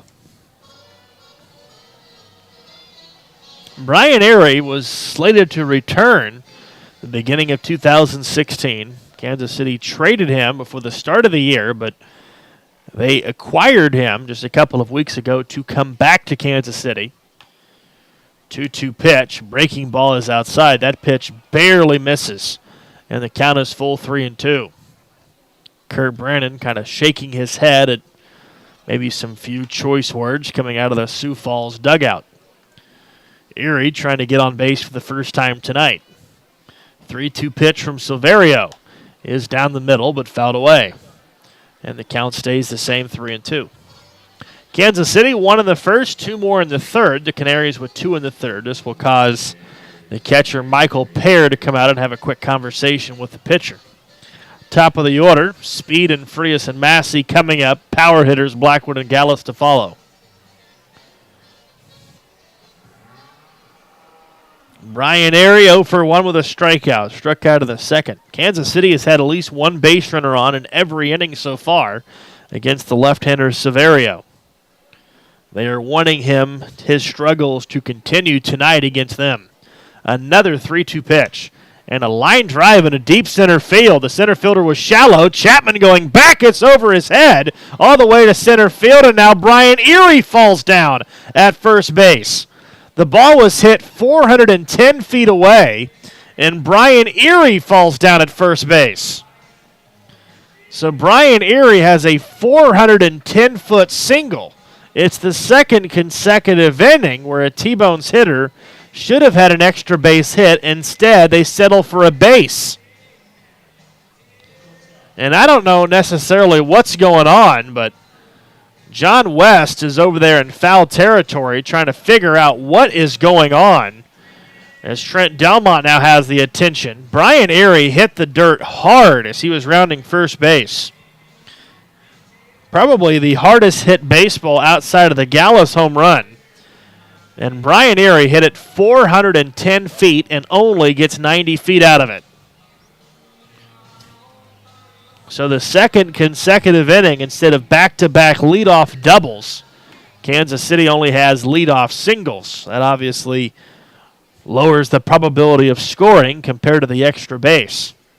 So now it is up to Vladimir Frias to possibly move Erie into scoring position.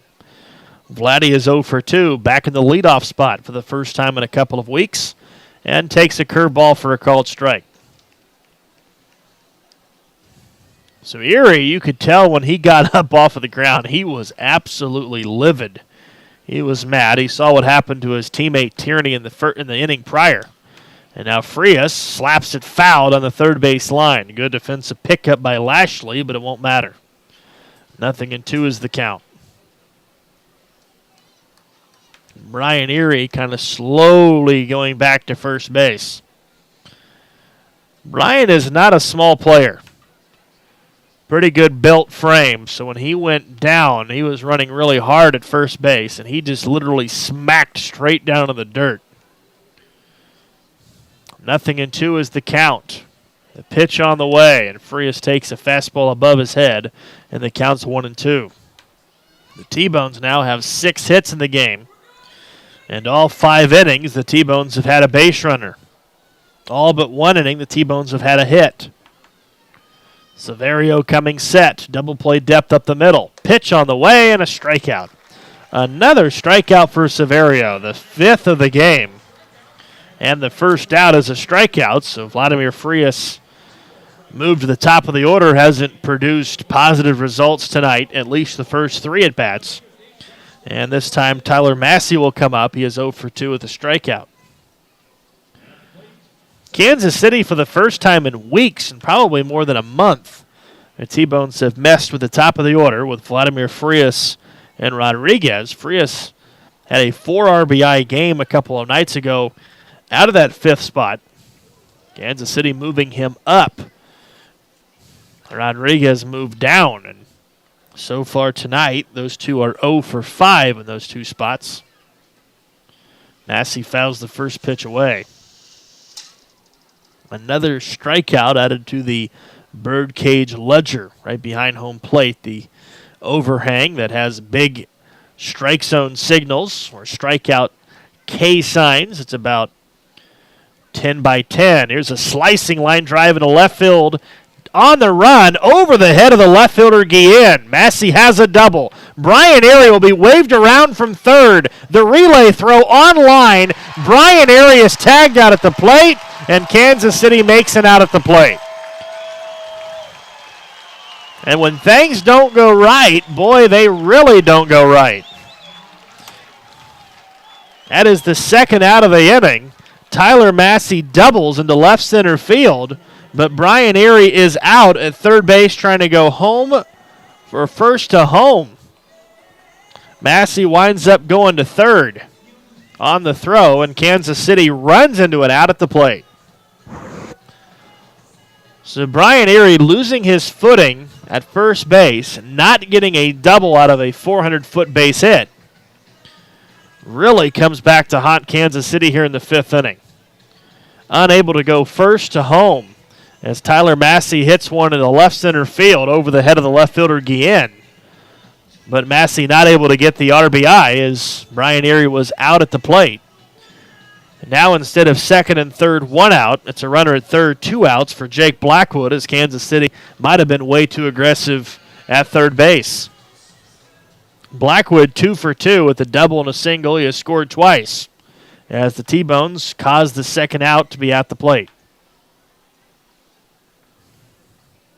Now we'll see if Blackwood, for the third consecutive at-bat, comes through with 2 outs. First pitch dives inside and low for a ball.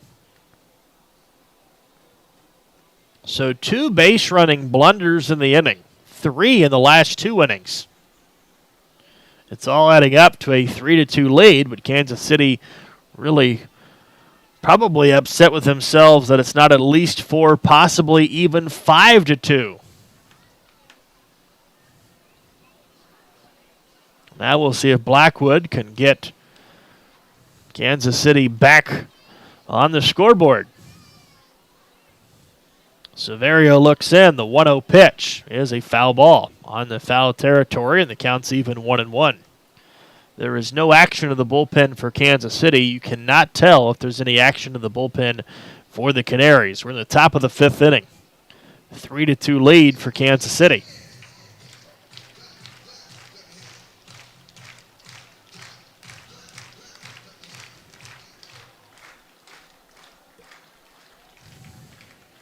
Blackwood with the count even, 1 ball, 1 strike. Severio looking in, the pitch on the way, and a foul ball straight back. Right in front of a woman, once again about 5 feet to my right. That has been the hot spot into the second level. And the count is now 1 ball, 2 strikes. That has been the go-to spot for foul baseballs. So Blackwood is not being pitched around at all in this inning. They are coming right after the powerful first baseman batting in the 3 spot. 1 ball, 2 strikes. Severio coming set. Blackwood steps in. Here's the 1-2 pitch. And a chopper to short. Fielded by Schmidt. Over to first, inning over. And Kansas City cannot take advantage of 2 big base hits. We turn to the bottom of the 5th inning. 3-2 in favor of the Canaries on the T-Bones Broadcasting Network. It's always good to know that great doctors are close by. In fact, the great doctors of Providence Medical Center are right down the street from the ballpark at 89th and Parallel. Count on Providence when you need 24/7 emergency services, an accredited chest pain center, or specialized orthopedic and sports medicine services. Providence Medical Center is proud to be the official healthcare partner of the T-Bones. Learn more at providencekc.com. At Community America, we're redefining wealth. It's time to focus on what really fills our lives with meaning. The experiences and relationships that define who we are and what we value. At Community America, what matters to you matters to us. Because when you have financial peace of mind, you can live life to the fullest. Make today wealthy.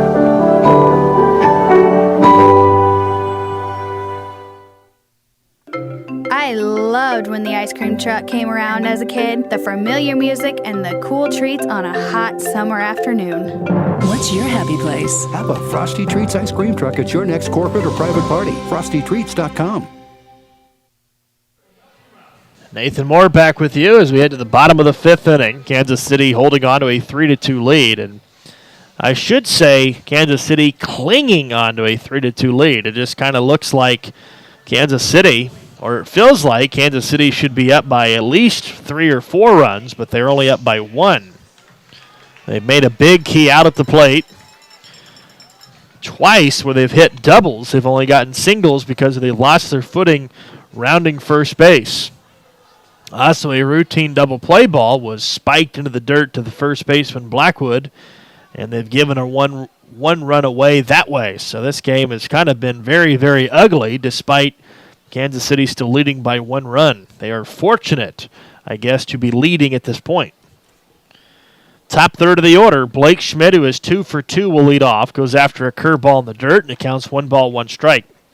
Schmidt, Perez, Taylor, 1-2-3 hitters in the fifth inning. Schmidt, 2 for 2 with a run scored. He's also been thrown out trying to steal third base. Outfield plays Schmidt straight up. Deep on the middle infield, off the lines on the corners. Big swing and a miss, good changeup, and the count's 1-2. A key inning for Tolles. He had a good fourth inning. Kind of a rocky third inning. That was the inning he gave up 2 runs, and he gave up 3 hits in the inning. They were hitting him pretty well in that inning. Now the 1-2 pitch, big curveball, missed outside. 2 balls, 2 strikes. That's his go-to pitch. 69-mile-per-hour curveball, and this time did not get the call by Kurt Brannon behind the plate. Tolles has 3 strikeouts, 1 in the first, second, and fourth innings. Now a little fister foul to the left side. 2 balls, 2 strikes.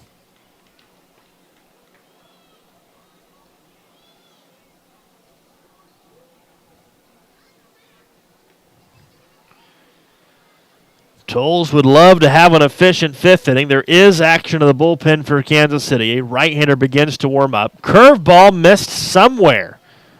As the count goes the distance, 3 balls, 2 strikes. That pitch looked like it had to have cut some part of the plate. Instead, it goes from 1-2 to 3-2. So a full count, the pitch on the way, and Schmidt walks, so the leadoff batter is on all 3 times. That's obviously not a guy you want on board. So Josh Tolles unable to get Blake Schmidt out, and he has been devastating on the bases with his speed. He has been on all 3 times. And now the second baseman, Darwin Perez, is up. He is also 2 for 2. The top 2 of the order have not been easy outs for Josh Tolles. Right-hander begins to warm for Kansas City. We'll see what the T-Bones opt to do as Tolles gets the pitch on the right side. Tolles fields it. Bunt. Throw to first is in time. It's a sacrifice bunt off the bat of Perez. So up to second goes Schmidt. And a runner at second. 1 out for the designated hitter, Jake Taylor, who is 0 for 2. Taylor struck out looking in the first inning. And then he reached on a fielder's choice on an E4 on Brett Wiley on the spiked throw to first base that Blackwood couldn't scoop out of the dirt. It was a very routine ground ball to short. Frias flipped it to second. Wiley had a lot of time to throw to first. Taylor doesn't run all that well, but he just spiked it into the dirt.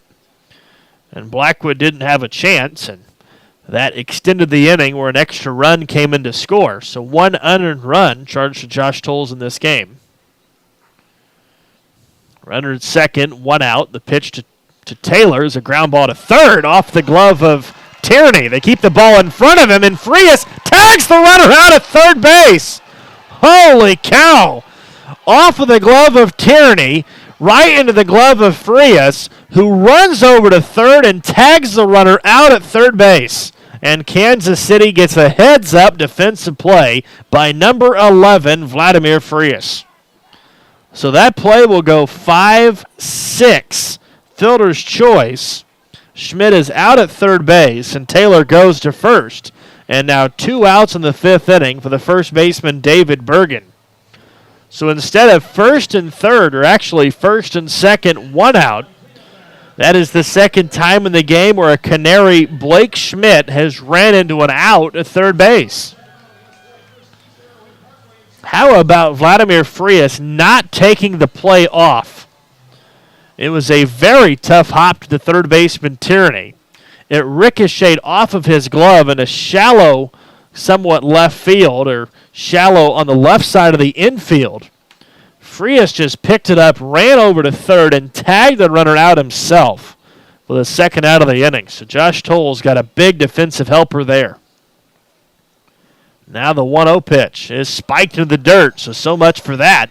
A wild pitch all the way to the backstop. Up to second base goes Taylor.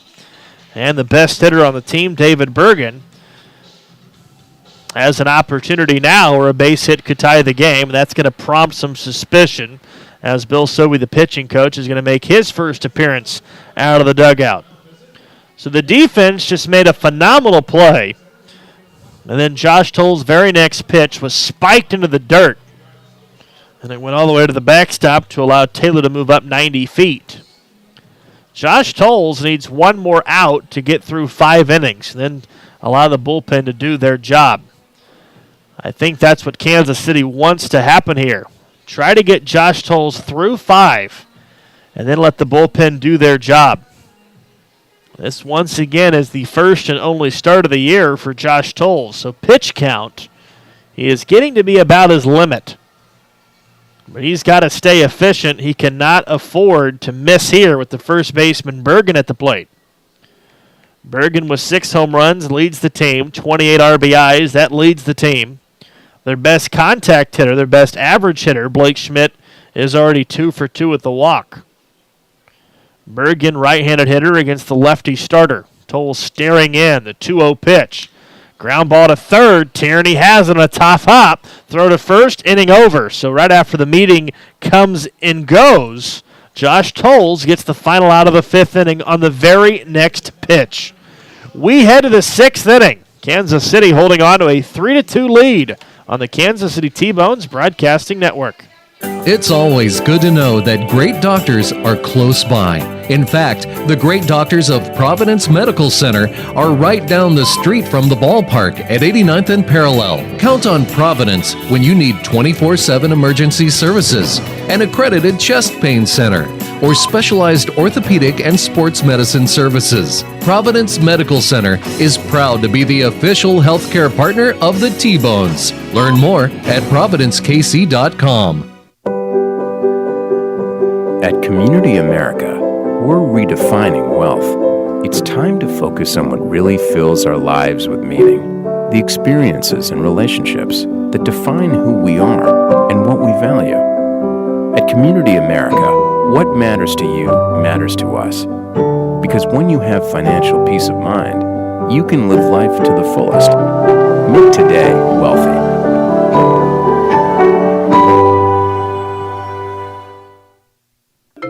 I loved when the ice cream truck came around as a kid. The familiar music and the cool treats on a hot summer afternoon. What's your happy place? Have a Frosty Treats ice cream truck at your next corporate or private party. FrostyTreats.com.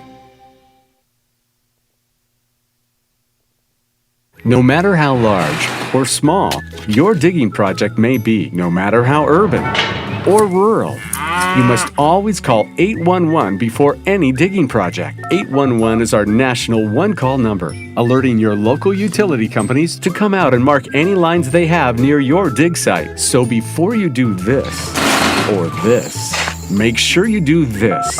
For digging projects big or small, make the call to 811, brought to you by Common Ground Alliance. We head to the 6th inning. Nathan Moore back with you, live at the Bird Cage in Sioux Falls, South Dakota.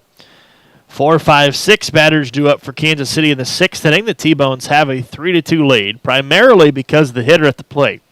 Anthony Gallus, a 2-out, 2-run home run on an 0-2 pitch in the 3rd inning. That is the difference in the game as it stands right now. Gallus goes after a fastball and fouls it away. 1 ball, 1 strike on Anthony Gallus, his 8th home run of the year. That gives him the team lead. Gallus, 1 extra home run over Jake Blackwood. 1 ball, 1 strike. Gallus looking for his 3rd hit of the game. In the dirt with a changeup. 2 balls and a strike. Gallus, 2-out single in the 1st, 2-out home run in the 3rd. Scoreboard falling behind a little bit. Now they catch up. Now the 2-1 pitch on the way. Breaking ball is low. Ball 3, 3-1. Each of the last 2 innings, Kansas City has led an inning off with a base hit. They are looking for another consecutive inning with the leadoff man reaching. Here's the 3-1 pitch. Curveball right down the middle for a strike. Gallus threw down his bat. He thought it was a walk, and now he'll have to go pick up the bat and go back to the batter's box. The count full 3-2. For Gallus to put the bat down way before the call was made, he obviously felt that that pitch wasn't all that close. Now Severio will look to make that pay. Here's the 3-2 pitch to Gallus and a foul ball. So an extra pitch is what the result is for Severio at the moment. Severio has 5 strikeouts in the game. He has walked just 1. That came back in the 2nd inning, a 1-out 4-pitch walk to Wheat. And immediately before he threw the next pitch, he picked Wheat off of first base. So that walk really practically never happened. 3 balls, 2 strikes. Another pitch on the way to Gallus. And he walked him anyway, so it wouldn't have mattered. Gallus has been on base all 3 times. And Kansas City has the leadoff man aboard for the 3rd consecutive inning. And it'll bring up the left fielder, Starlin Rodriguez, who is 0 for 2. Starlin reached on a big error in the 1st inning. That got the scoring underway. Dropped pop-up by the second baseman, Perez, then struck out to end the 3rd inning after the 2-run home run by Gallus. Batting just .233, 2 home runs, 10 RBIs. Kansas City looking for an opportunity to add to their lead. Tolles has pitched 5 innings, allowed just 2 runs, 1 unearned run. Pitch on the way, a bunt, and it's fouled straight back. So Rodriguez kind of trying to bunt for a hit, and he was unsuccessful. We are in the 6th inning. This is the first game of the series, Game 2 and Game 3 to follow, each at 7:05 in the evening. Jordan Cooper, the scheduled starter for Kansas City tomorrow night, and then Kickham gets the start. Mike Kickham gets the start on Wednesday evening before Kansas City comes back for a 3-game series. Severio looking in, the 0-1 pitch, and a foul ball. Rodriguez down to the count of 1-2. Starlin Rodriguez has half of the at-bats compared to most of his teammates. Starlin, 120 at-bats, Blackwood 160, so 40 at-bats fewer than Jake Blackwood. However, Rodriguez has struck out only 7 fewer times. Pickoff attempt at first, and Gallus is back in safely. So that has been the biggest problem for Starlin, has been the strikeout numbers. And actually, he has struck out once tonight, so 6 fewer strikeouts. Rodriguez over Blackwood, who's been an everyday starter. A lot of strikeouts. The 0-2 pitch is another strikeout.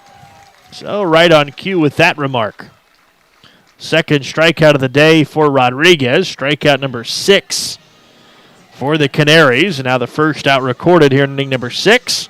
And up comes the third baseman, Brandon Tierney, who is 1 for 2. So maybe that was one of the main reasons that Maz wanted to get him out of the leadoff spot with a lot of the strikeout numbers. A lot of big swings from a guy who isn't really a home run hitter, Starlin Rodriguez. Now a pick off over to first, and Gallus stands back safely. The right-hander begins to throw in the T-Bones bullpen, so Kansas City more than likely will go to the bullpen in the 6th inning. Josh Tolles more than likely leaving with the lead. Pitch to Tierney on the way, and a foul ball straight back. High off of the fencing behind home plate. Tierney singled in the 4th inning. He had that leadoff single down the left field line, but Would have been a double. He lost his footing rounding first base. Had to stay there, and the very next batter, Brett Wiley, grounded into an inning-ending double play.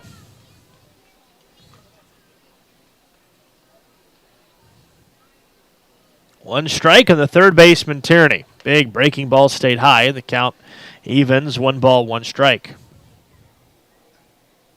3-2 lead, Kansas City. We are in the 6th inning. 3 runs, 7 hits for Severio. Once again, one of those runs is unearned. Here's the 1-1 pitch, and a good slider for a strike. Caught the outside corner, 1 ball, 2 strikes. The lights are on here at the Birdcage. Severio trying to get through 6 innings of work. Once again, where the bullpens are stationed in this ballpark, it is impossible to see if the Canaries ever have anybody warming up or not. The 1-2 pitch. Down the right field line, it's a base hit into right field. Gallus looking first to third. He is not stopping at second base. And how about that? Anthony Gallus playing some baseball here tonight. First to third, as the right fielder Linares was just acting lazy in right field. He just simply wouldn't throw the baseball, and finally he threw it. Gallus was looking at him the entire way, and finally said, to heck with it, I'm going anyway. And a wise decision as he goes first to third on the single. So heads up base running for Gallus, just testing the arm of the right fielder. And Gallus goes first to third on the base hit to right. So now runners on the corners, 1 out for the second baseman Wiley, who is 0 for 2. Wiley batting .286. Is grounded into a double play, and he's also popped out in foul territory. Fly ball to the outfield. Kansas City could add to their lead. A soft ground ball would probably do it with the base running speed of Wiley. First pitch on the way. Hammered to right field. No need for a ground ball. A 3-run home run by Brett Wiley. And Kansas City's lead jumps from 1 to 4. Brett Wiley with his 3rd home run of the season. And Kansas City takes full advantage of the walk and the single as Brett Wiley hits one of the longest home runs of the season to dead right field. And Kansas City blows up their lead in the 6th inning. So after the first pitch and just unloads on one and pulls it down the right field line out of the ballpark. And Kansas City now leads it 6-2. So Wiley, who is 0 for 2 on the night, a big double play, and then a failed double play throw as he spiked it into the dirt, makes up for it in full extent with a 3-run home run here in the 6th inning. And Severio has allowed now 5 earned runs in 5 1/3 innings. Now it's Dalton Wheat, who is 0 for 1. He's also walked once tonight as the curveball is fouled off, and the count's 0-2. So how about that? Getting the job done, moving to the next player. And Josh Tolles, whose night most likely will be over, he will leave with a big lead. And now it's up to the bullpen to finish this game with a 4-run lead, at least at the moment. Big curveball stays high, and it's now 1-2. Brian Erie will follow. He is 1 for 2. 3 runs were in the inning. It all led off with a leadoff walk to Gallus, a 1-out single to Tierney, and a 3-run mammoth shot by Wiley. Now the 1-2 pitch is slapped right behind home plate. It's a foul ball. And this, how about the energy? What really got me going was Gallus going first to third. And not the fastest guy on the team. Very athletic, but not the fastest guy on the team by any means. He saw the right fielder Linares somewhat being lazy with the ball in right, and he tested it all the way, and it turned out to be a good decision. That obviously fired me up, and I'm sure it fired up his teammates trying to go that extra 90 feet. And Wiley basically just said, hey, you didn't need those extra 90 feet because he hit one about 450 feet to right field. Kansas City with a 3-run 6th inning, and they would like to see more production. Another 1-2 pitch on the way. and it hit Dalton Wheat on the shoulder. It's the second time in this game Dalton Wheat has been put on free of charge. He's walked, and now he's been hit by a pitch. And the number 9 hitter to come to the plate, and Brian Erie, who's 1 for 2. And for the first time in tonight's game, we're going to see the pitching coach come out for the Canaries. And actually, it's the skipper, Chris Patterson, who comes out of the dugout. Patterson, at least for the moment, has not pointed at all down to the bullpen area. So for the moment, it is just a conference with the pitcher and Patterson. You can assume that Patterson would like to have seen his starter get through 6 innings, but that's not going to be the case. Patterson has pointed to the bullpen. Severio's night is over, and Kansas City will face the new reliever on the other side of the commercial break. 6-2 Kansas City. They've scored 3 so far in the 6th, courtesy of a 3-run home run by Brett Wiley, his 3rd of the year. Back after this, the details on the new pitcher on the other side of the break on the T-Bones Broadcasting Network. It's always good to know that great doctors are close by. In fact, the great doctors of Providence Medical Center are right down the street from the ballpark at 89th and Parallel. Count on Providence when you need 24/7 emergency services, an accredited chest pain center, or specialized orthopedic and sports medicine services. Providence Medical Center is proud to be the official healthcare partner of the T-Bones. Learn more at providencekc.com. At Community America, we're redefining wealth. It's time to focus on what really fills our lives with meaning. The experiences and relationships that define who we are and what we value. At Community America, what matters to you matters to us. Because when you have financial peace of mind, you can live life to the fullest. Make today wealthy.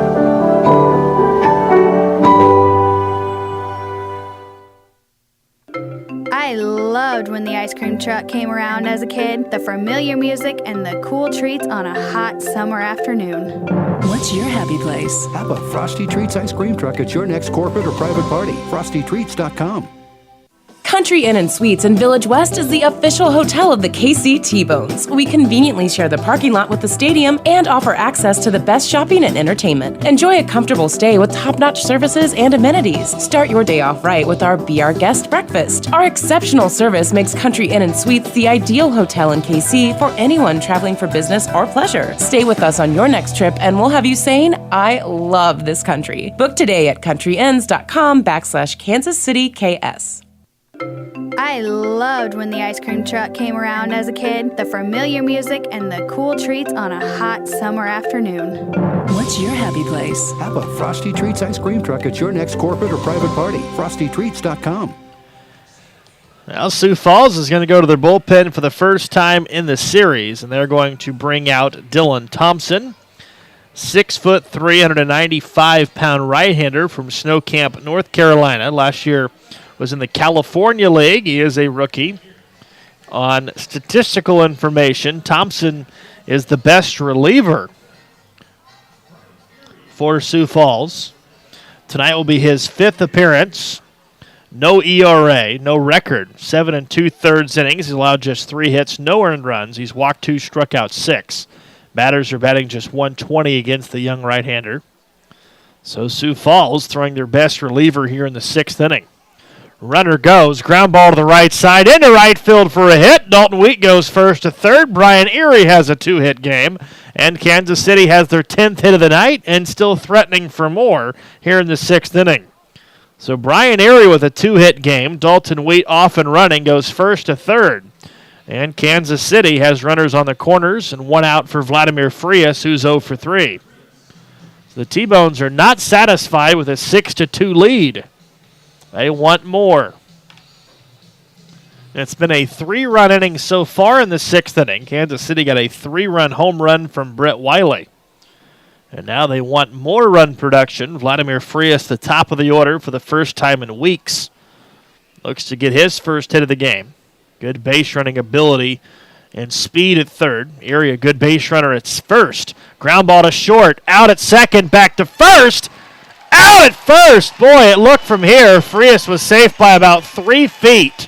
It didn't even look close at first base, but Kansas City is ruled on a 6-4-3 inning-ending double play. So Kansas City does score 3. They strand a couple, and boy, it looked like they should have got another run, but Trent Delmont at first base calls Frias out at first base. It looked like he was well past the bag, but no argument from John West, obviously. There's no argument from the Kansas City coaching staff, and the T-Bones can't take advantage of a greatly executed hit and run by Brian Erie. We head to the bottom of the 6th inning. Kansas City by 4. It's 6-2 on the T-Bones Broadcasting Network. It's always good to know that great doctors are close by. In fact, the great doctors of Providence Medical Center are right down the street from the ballpark at 89th and Parallel. Count on Providence when you need 24/7 emergency services, an accredited chest pain center, or specialized orthopedic and sports medicine services. Providence Medical Center is proud to be the official healthcare partner of the T-Bones. Learn more at providencekc.com. At Community America, we're redefining wealth. It's time to focus on what really fills our lives with meaning. The experiences and relationships that define who we are and what we value. At Community America, what matters to you matters to us. Because when you have financial peace of mind, you can live life to the fullest. Make today wealthy.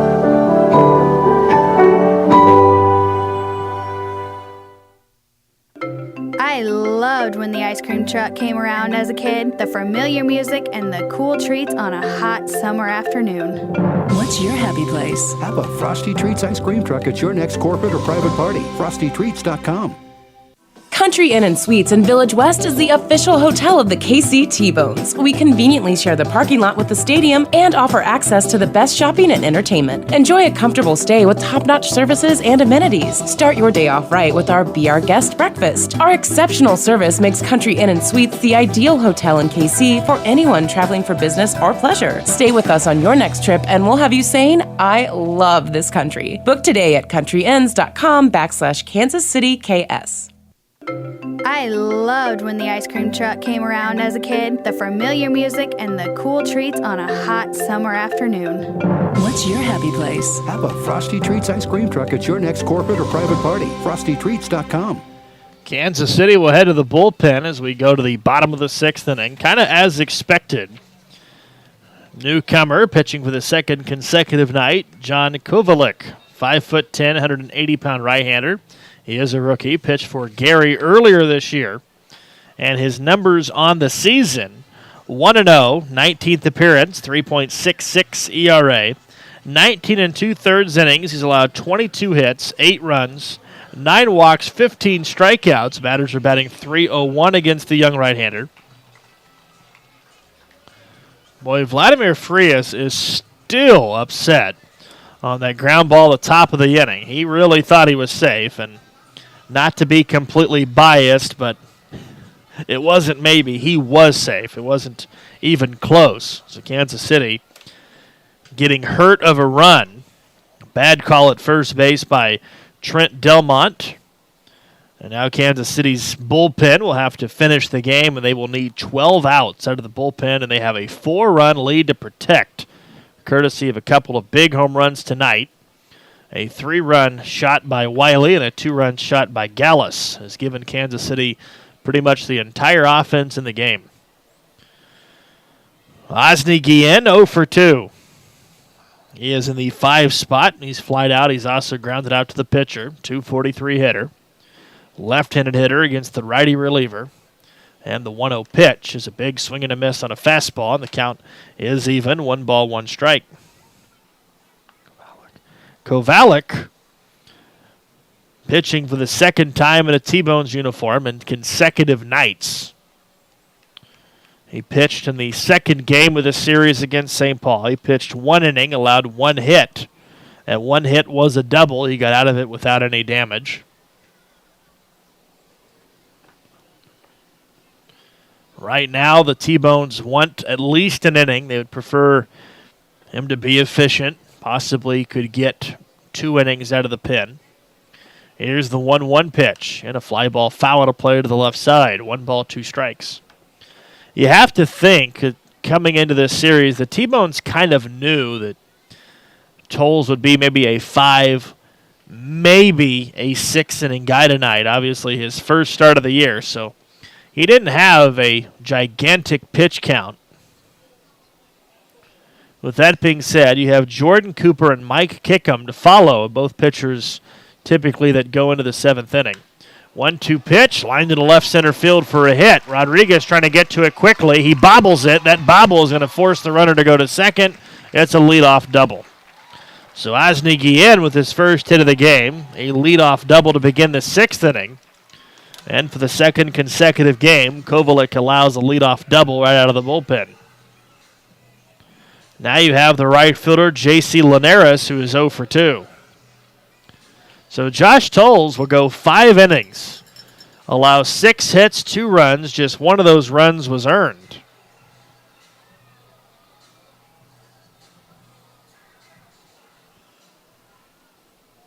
And right now, Kovalik needs to try to find a way to get an out after giving up the leadoff double. Outfield is deep. The outfield is pretty much straight up. Wheat in right, a little bit towards center, so he's more right center than right.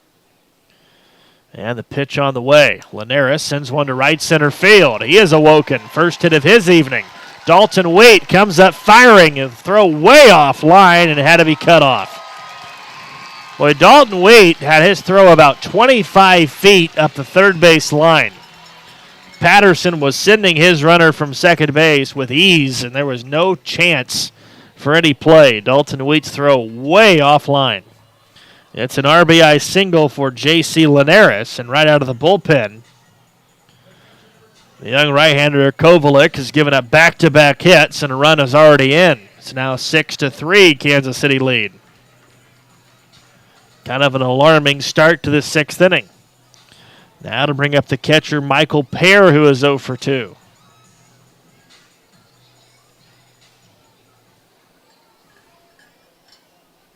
Eight hits now for Sioux Falls.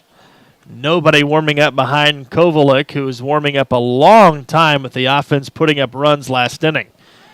Pear going after the first pitch, pops it up, mile into the air. Rodriguez and left coming in. He's got it. And the first out is made in the 6th inning. So now a possible double play ball could get Kansas City out of the inning. The likes of the third baseman Ryan Lashley coming up. He is 1 for 2, singled in the 4th, flew out to center in the 2nd. We will take a look at the American Association standings update in just a little bit.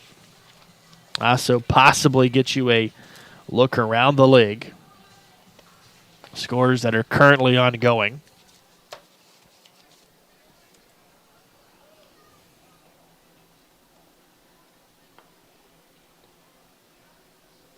First pitch is right there for a strike on Ryan Lashley, 0-1. Let's first go ahead and get you the scores from around the American Association as they stand right now on the 4th of July. Every team is in action tonight, as to be expected. Here's the 0-1 pitch, and a big swing and a foul tip, 0-2. Bottom of the 7th inning in Texas. Lincoln in Texas tied at 7. That's in the 7th inning in Texas. Final score earlier tonight, Wichita defeated Laredo 7-1, a game that took just 2 hours and 40 minutes. Top of the 11th inning in Gary. Winnipeg and Gary tied at 1. Kansas City rooting for a Goldeye win in that game. The game is over in St. Paul. The Saints defeat the Joplin Blasters 9-2. That game started at 6:16 in the evening. Other scores, Sioux City is hammering the Redhawks of Fargo-Moorhead 14-2. That game is taking place at Sioux City. It's in the top of the 7th inning. So the Redhawks are absolutely being smashed all over the place by Sioux City. That's your look around the American Association scoreboard update. We will take around the standings in just a second. Here's the 1-2 pitch, and it's outside. In the North Division, St. Paul at 29-15. 6-game lead over the Redhawks, who've lost 5 consecutive straight. Looks like they're going to lose 6 straight. Winnipeg at 21-22, 7.5 back, and Sioux Falls 12.5 back at 15-22. and 26. In the South Division, Wichita at 25 and 16, a statistical tie with Laredo at 26 and 17. Laredo has won 6 consecutive games.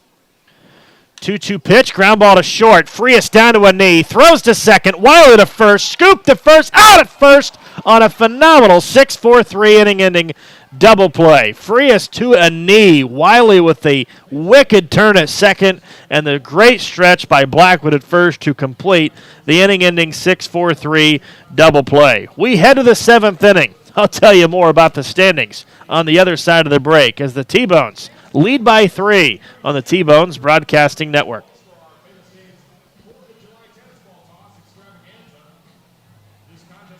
It's always good to know that great doctors are close by.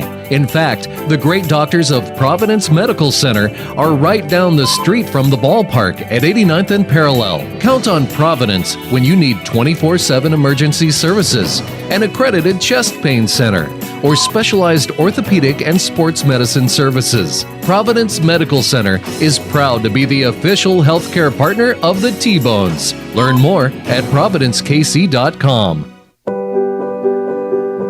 At Community America, we're redefining wealth. It's time to focus on what really fills our lives with meaning. The experiences and relationships that define who we are and what we value. At Community America, what matters to you matters to us. Because when you have financial peace of mind, you can live life to the fullest. Make today wealthy.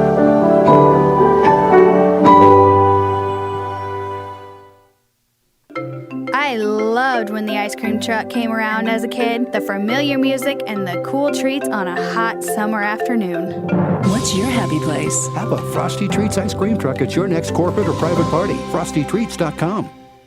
Country Inn and Suites in Village West is the official hotel of the KC T-Bones. We conveniently share the parking lot with the stadium and offer access to the best shopping and entertainment. Enjoy a comfortable stay with top-notch services and amenities. Start your day off right with our Be Our Guest breakfast. Our exceptional service makes Country Inn and Suites the ideal hotel in KC for anyone traveling for business or pleasure. Stay with us on your next trip and we'll have you saying, I love this country. Book today at countryinns.com/Kansas City KS.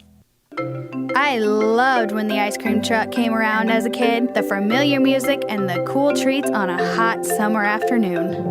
What's your happy place? Have a Frosty Treats ice cream truck at your next corporate or private party. FrostyTreats.com.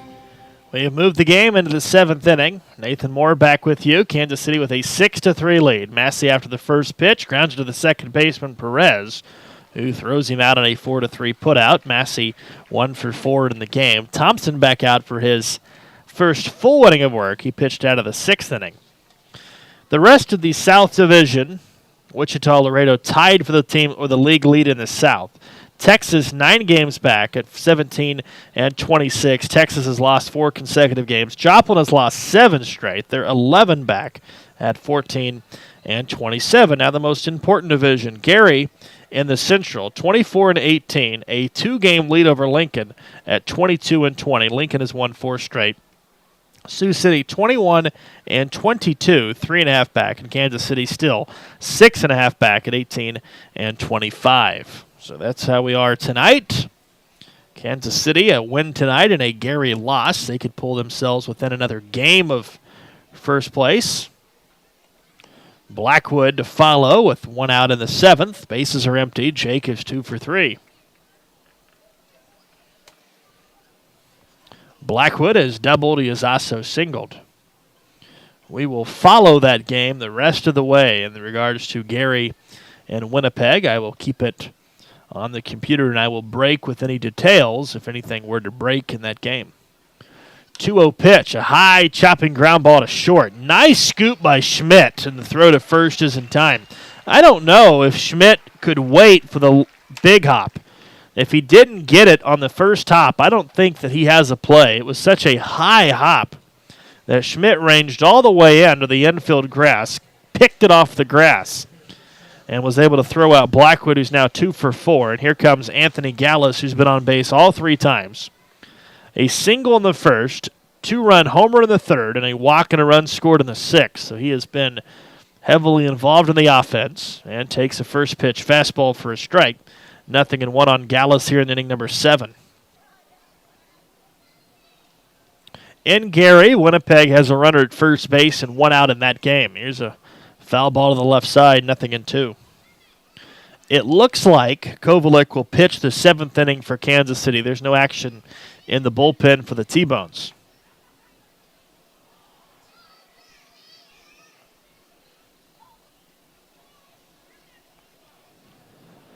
Bases are empty. Gallus trying to get on base for the 4th time, and this slider misses outside, 1-2.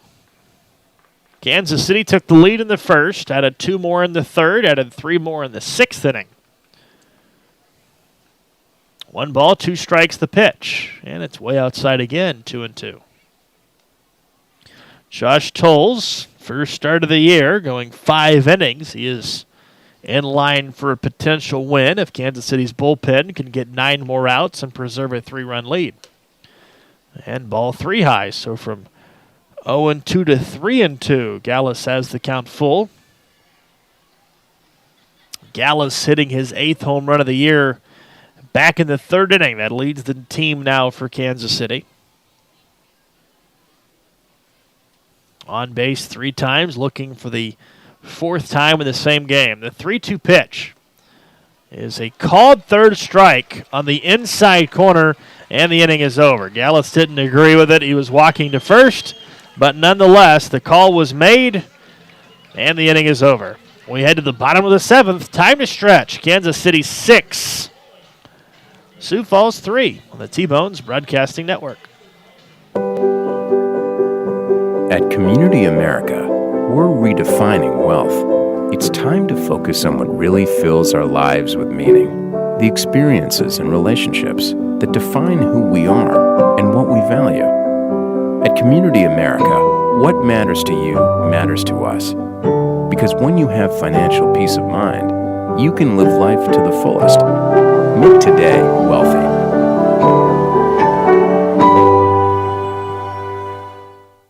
No matter how large or small your digging project may be, no matter how urban or rural, you must always call 811 before any digging project. 811 is our national one-call number, alerting your local utility companies to come out and mark any lines they have near your dig site. So before you do this or this, make sure you do this. For digging projects big or small, make the call to 811, brought to you by Common Ground Alliance.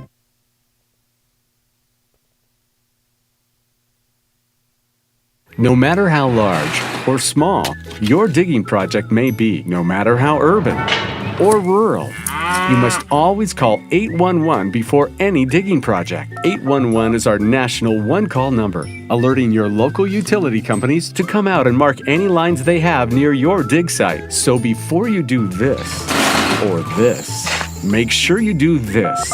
For digging projects big or small, make the call to 811, brought to you by Common Ground Alliance. It's always good to know that great doctors are close by.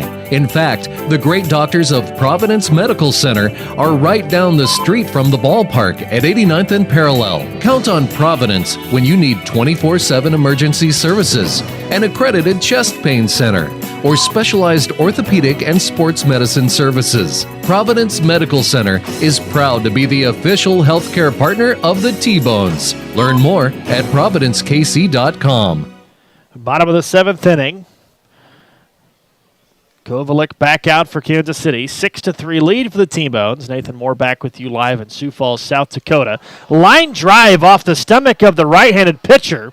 No play anyway. Now Kovalik will get checked on probably immediately by Josh Adams, the trainer. He will come sprinting out of the dugout, as will John Massarelli.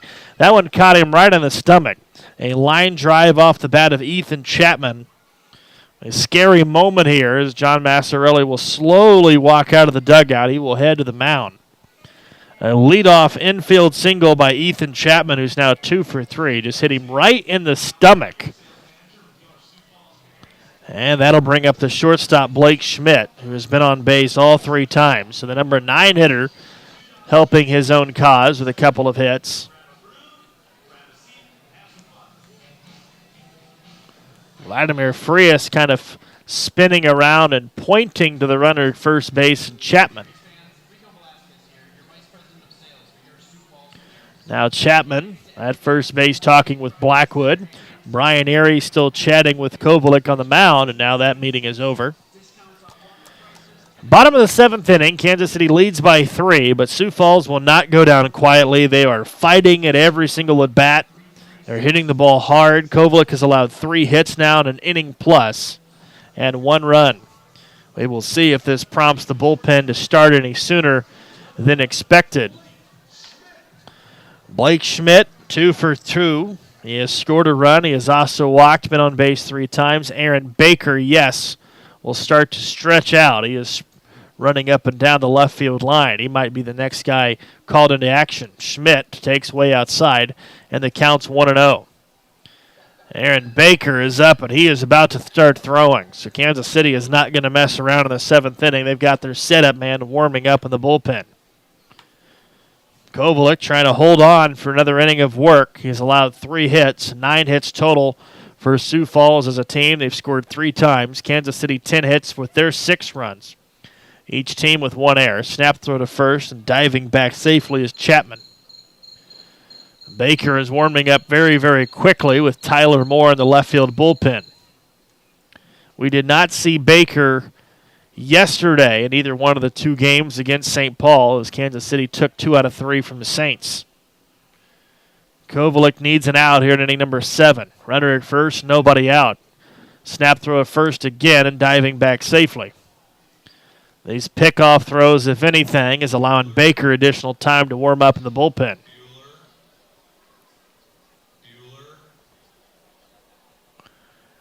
Darwin Perez will follow. He has also had 2 hits. The top of the order, 1 and 2 hitters have 4 of the 9 hits. As this pitch misses outside, it's 2-0. So Kovalik, in his 2nd appearance with Kansas City, is not as good of an appearance as it was last night.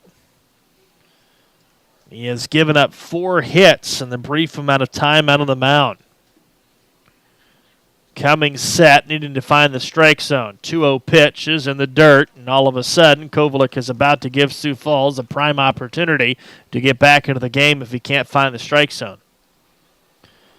Aaron Baker still warming up. He has not had a chance to actually pitch yet. And now Tyler Moore does go into a crouch as Baker begins to throw a lot quicker now.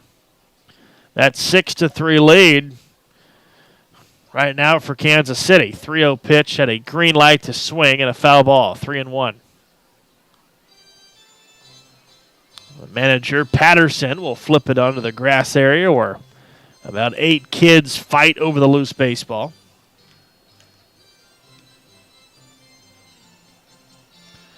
Pitching coach Bill Sobey comes back from the bullpen area, and he will head back into the dugout.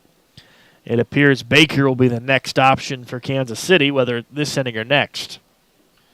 Runner not going, another snap throw to first. Kovalik allowed back-to-back hits in the 6th inning, including a run before getting out of it on a 6-4-3 double play. Here in the 7th inning, a leadoff smash right off of his own stomach off the bat of Ethan Chapman for an infield single. Now the 3-1 pitch, a high fly ball, deep left center field. Rodriguez is back, looking into the lights, makes the catch, and the first out is made in inning number 7. That is a huge out for Kovalik and a big out for Kansas City. That out might keep him in the game a little bit longer.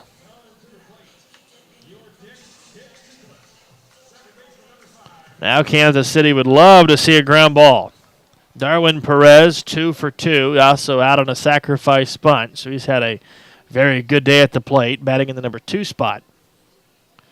6-3 lead, Kansas City. We're in the bottom of the 7th, game 1 of 3 of the series. This series is quick. It's over on Wednesday, the road trip is. Then Kansas City home for 3 games. A Thursday, Friday, Saturday series, off day Sunday before Kansas City begins a 10-game road trip in 11 days. First pitch to Perez is a fastball high, and the count is 1-0. Baker appears to be ready in the bullpen if and when his number is called, whether in this inning or possibly to begin the 8th inning. Kansas City has already turned a double play in the game. Why not turn another one here in the 7th inning? Kovalik set. 1-0 pitch is pulled foul. Wide pass first. And the second baseman, Wiley, will go out into the grass area to pick it up. You have that feeling if Perez gets on base, then Jake Taylor will not face Kovalik. He would face Baker. If Kovalik can get Perez, then maybe Taylor would get that Kovalik matchup. It all depends on how this battle right here brews. 1 ball, 1 strike, runner goes, pitch is high, throw to second, on the money, and out at second base. Brian Erie again throws out another would-be base stealer. That is the 3rd time in 3 games Kansas City's catcher Brian Erie has thrown out a base runner trying to steal on him. A perfect pitch at the perfect time, and another caught stealing, the second one in this game. So 2 stolen base attempts, 3 stolen base attempts, 2 have been unsuccessful, and a huge out number 2.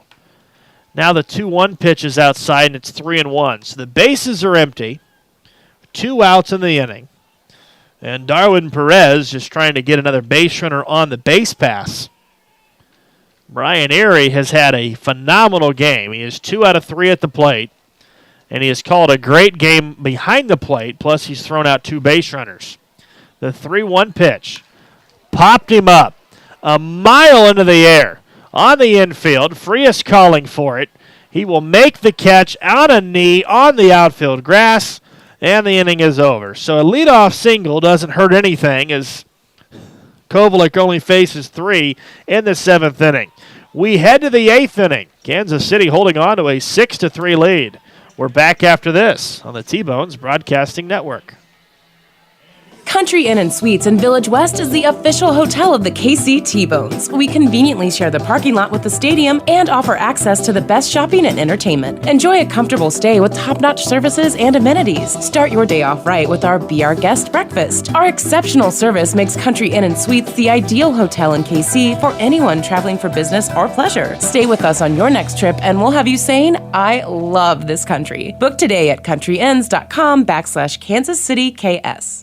No matter how large or small your digging project may be, no matter how urban or rural, you must always call 811 before any digging project. 811 is our national one-call number, alerting your local utility companies to come out and mark any lines they have near your dig site. So before you do this or this, make sure you do this. For digging projects big or small, make the call to 811, brought to you by Common Ground Alliance. It's always good to know that great doctors are close by. Providence Medical Group has offices in Bonner Springs, Basehor, Tonganoxie, Lansing, Leavenworth, and KCK. That's why we're the go-to community hospital in the region.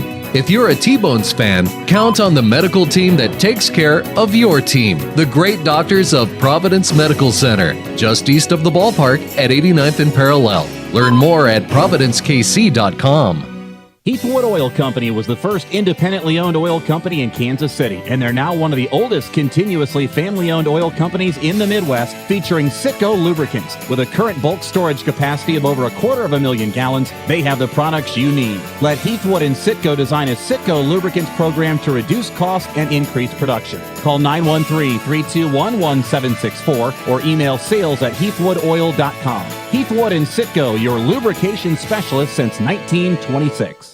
We head to the 8th inning. Thompson still back out of the mound for the Canaries. Nathan Moore back with you as Starlin Rodriguez after the first pitch hits one to right center field. It's going to roll all the way to the wall. Rodriguez at second base. He's not stopping there. On his way for a triple, and Rodriguez will have a leadoff triple to begin the 8th inning. Hit number 11 for Kansas City, and the T-Bones are in business here in the 8th inning. So Starlin Rodriguez, after the first pitch from Dylan Thompson, hits one all the way to right center field in the perfect spot. Chapman got to it pretty quickly, but Rodriguez was thinking triple off of the bat, and he easily cruises into third with a triple. So Rodriguez is 1 for 4, and a triple to lead off the 8th inning. So now Kansas City an opportunity to add to their lead. The infield will be pulled in. Kansas City leads right now 6-3. And now it's up to Brandon Tierney to try to drive in the runner. He takes a fastball inside for a ball, 92 miles an hour. And the count's 1-0. Coming into 9:30 here tonight on the 4th of July. Happy 4th to everybody listening worldwide at tbonesbaseball.com. Glad to have you with us tonight in Sioux Falls, South Dakota, as the chopper is foul. 1 ball, 1 strike. Please make sure to be safe and responsible and enjoy the 4th of July with your family and your friends, wherever you may be.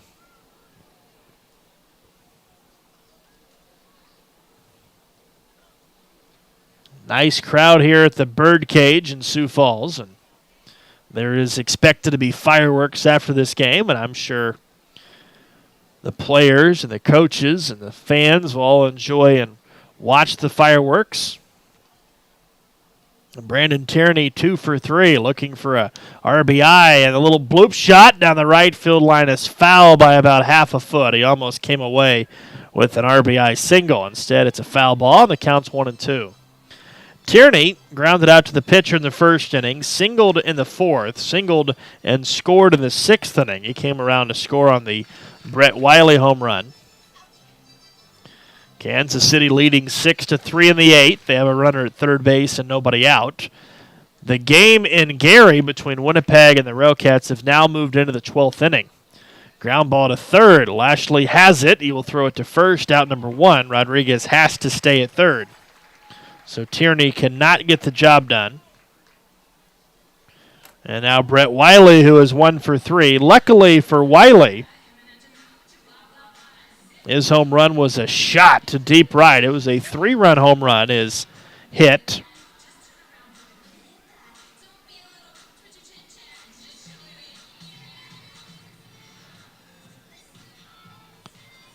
So Brett Wiley will look for another productive at-bat here. I assume if you're going to go 1 for 3 and that one hit was a 3-run home run, nobody's going to argue with that point. Here's the pitch, and it's a little bit low.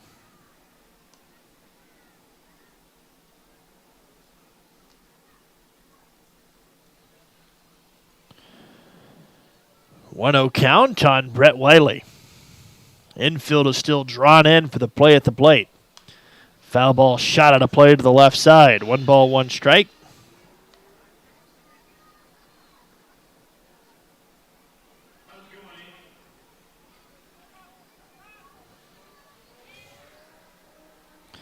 Infield drawn in. Wiley trying to add his 4th RBI of the game. And the 1-1 pitch. Slashed foul, almost hit Dave Schaub in the head. 1 ball, 2 strikes now. Thompson trying to pitch out of trouble. A leadoff triple given up to Starlin Rodriguez. Got Brandon Tierney to ground out to third. That did not get the run in. And now Wiley has 2 strikes on him. So Thompson really aggressively pitching to the T-Bones. 1-2 pitch is popped foul again to the right side.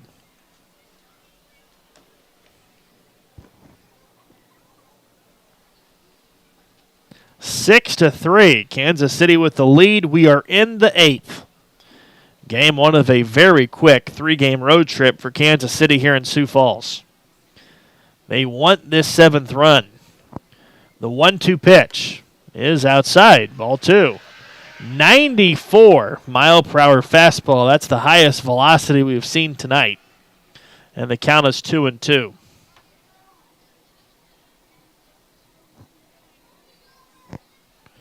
Kansas City would love to see that leadoff triple turn into a run, as it should.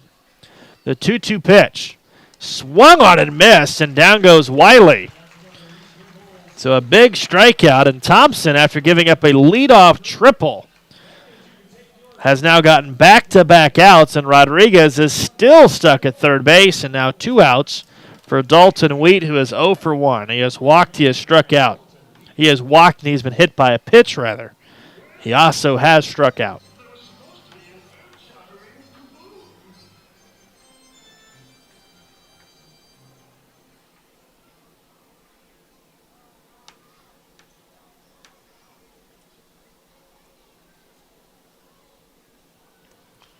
And the first pitch here is a little bit low.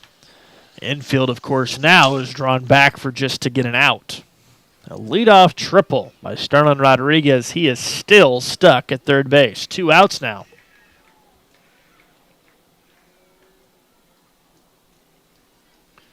One ball, no strikes. The pitch on the way, and it's in the dirt. Great block by Pear behind the plate. That saved a run, and it counts 2-0.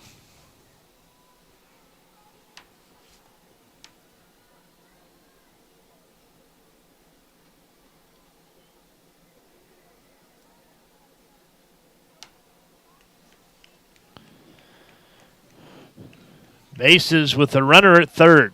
2-0 pitch. Dalton Wheat lines it up the middle. That's a base hit. And Kansas City will cash in on the leadoff triple by Rodriguez. It's now 7-3 Kansas City.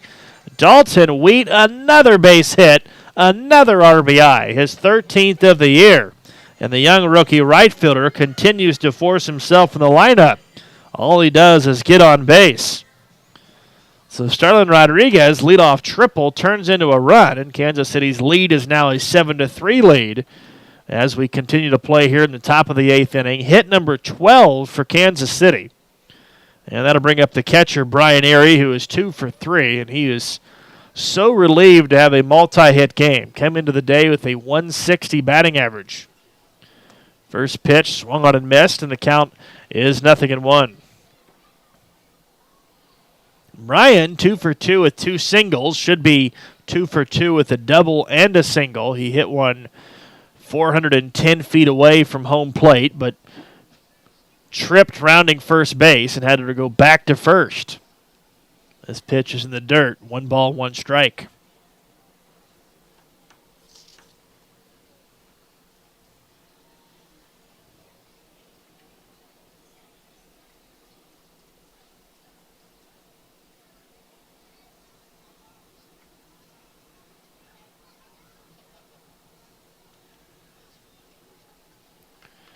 One ball, 1 strike.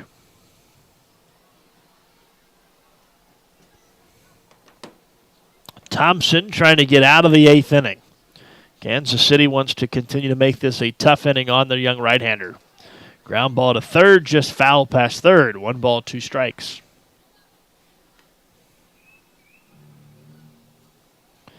Bottom of the 12th inning in Gary. The game is still tied at 1. Kansas City trailing the Gary South Shore Railcats by 6.5 games in the Central Division, so that game has some importance. T-Bones would like to see Winnipeg win that game. Still too soon in the season to really be scoreboard watching. However, Kansas City is going to need some of these valuable games when the season ends. You kind of have that feeling. That's kind of the case last year. Kansas City started the season 1-10, and when the T-Bones pulled so close to taking over first place late last year, they ran out of gas and didn't have enough in the tank. The 1-2 pitch. Runner goes. Ground ball to third. Off of the third baseman Lashley's stomach into left field. Going first to third is Wheat. We'll see how they rule it, but Brian Erie might have had his 3rd hit of the game. At the moment, they're not ruling it as a hit. Brian Erie just clobbered the baseball to the third baseman. Lashley was bodying it up, and it kind of took a bad hop into shallow left center field, and Dalton Wheat was off to the races. He went first to third.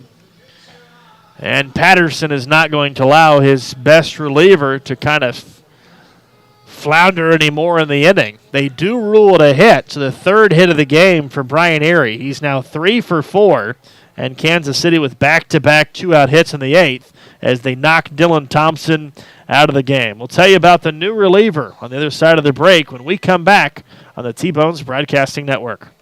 It's always good to know that great doctors are close by. In fact, the great doctors of Providence Medical Center are right down the street from the ballpark at 89th and Parallel. Count on Providence when you need 24/7 emergency services, an accredited chest pain center, or specialized orthopedic and sports medicine services. Providence Medical Center is proud to be the official healthcare partner of the T-Bones. Learn more at providencekc.com. At Community America, we're redefining wealth. It's time to focus on what really fills our lives with meaning. The experiences and relationships that define who we are and what we value. At Community America, what matters to you matters to us. Because when you have financial peace of mind, you can live life to the fullest. Make today wealthy.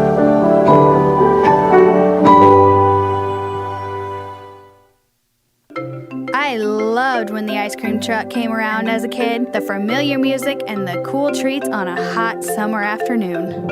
What's your happy place? Have a Frosty Treats ice cream truck at your next corporate or private party. FrostyTreats.com. Country Inn and Suites in Village West is the official hotel of the KC T-Bones. We conveniently share the parking lot with the stadium and offer access to the best shopping and entertainment. Enjoy a comfortable stay with top-notch services and amenities. Start your day off right with our Be Our Guest breakfast. Our exceptional service makes Country Inn and Suites the ideal hotel in KC for anyone traveling for business or pleasure. Stay with us on your next trip and we'll have you saying, I love this country. Book today at countryinns.com/Kansas City KS. I loved when the ice cream truck came around as a kid, the familiar music and the cool treats on a hot summer afternoon. What's your happy place? Have a Frosty Treats ice cream truck at your next corporate or private party. FrostyTreats.com.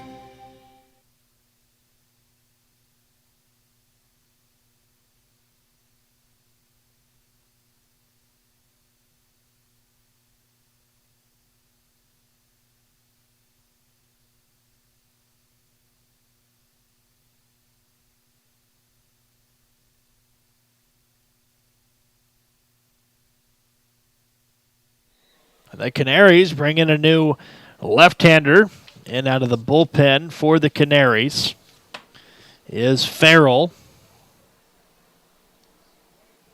Josh Farrell, 4.01 ERA, 1 win, no losses. 18th appearance, 24 2/3 innings pitched. He's allowed 20 hits, 11 runs, 15 walks, 25 strikeouts. And batters are batting .222 from the lefty Josh Farrell. Pitch on the way. It's in the dirt, and the count's 1-1. Kansas City leading 7-3. We're in the top of the 8th inning. Inning began with a leadoff triple by Starlin Rodriguez. Brandon Tierney grounded out to third. Wiley struck out, so Rodriguez still stuck at third with 2 outs. But then Dalton Wheat singled up the middle for a base hit. 2-out RBI hit for Wheat, and then Brian Erie with his 3rd hit of the game. Kansas City now 13 hits in the contest with their 7 runs. 1st and 3rd, 2 outs. And the pitch to Frias is fouled off, and the count's 1-2. 4th of July here in Sioux Falls, South Dakota. First time these two teams have met this year. So far, so good for Kansas City.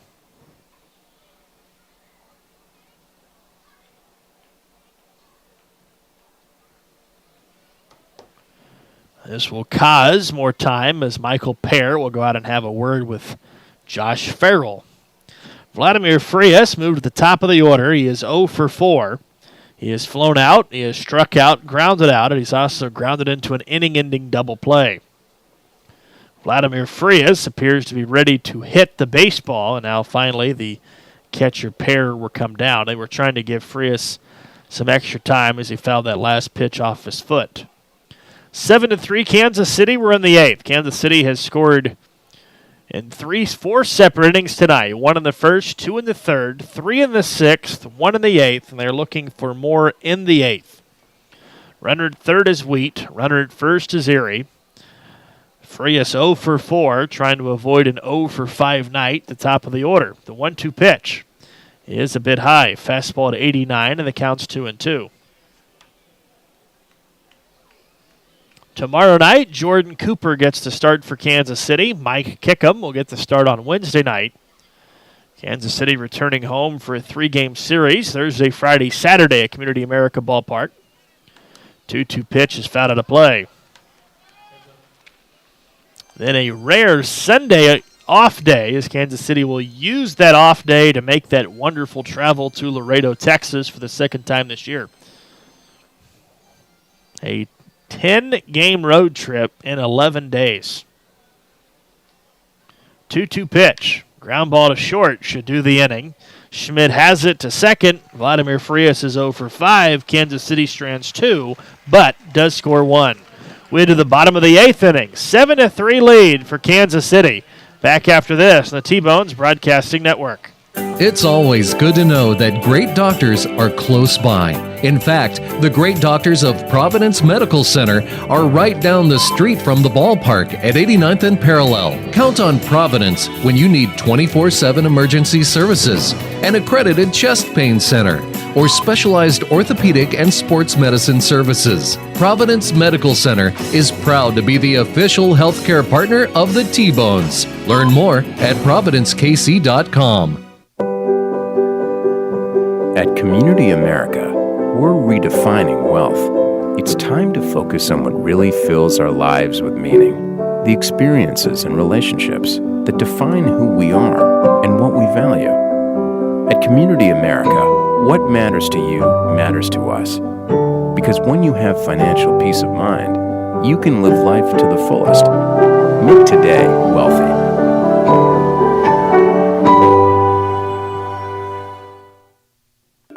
I loved when the ice cream truck came around as a kid, the familiar music and the cool treats on a hot summer afternoon. What's your happy place? Have a Frosty Treats ice cream truck at your next corporate or private party. FrostyTreats.com. Country Inn & Suites in Village West is the official hotel of the KC T-Bones. We conveniently share the parking lot with the stadium and offer access to the best shopping and entertainment. Enjoy a comfortable stay with top-notch services and amenities. Start your day off right with our Be Our Guest breakfast. Our exceptional service makes Country Inn & Suites the ideal hotel in KC for anyone traveling for business or pleasure. Stay with us on your next trip and we'll have you saying, I love this country. Book today at countryinns.com/Kansas City KS. I loved when the ice cream truck came around as a kid, the familiar music and the cool treats on a hot summer afternoon. What's your happy place? Have a Frosty Treats ice cream truck at your next corporate or private party. FrostyTreats.com.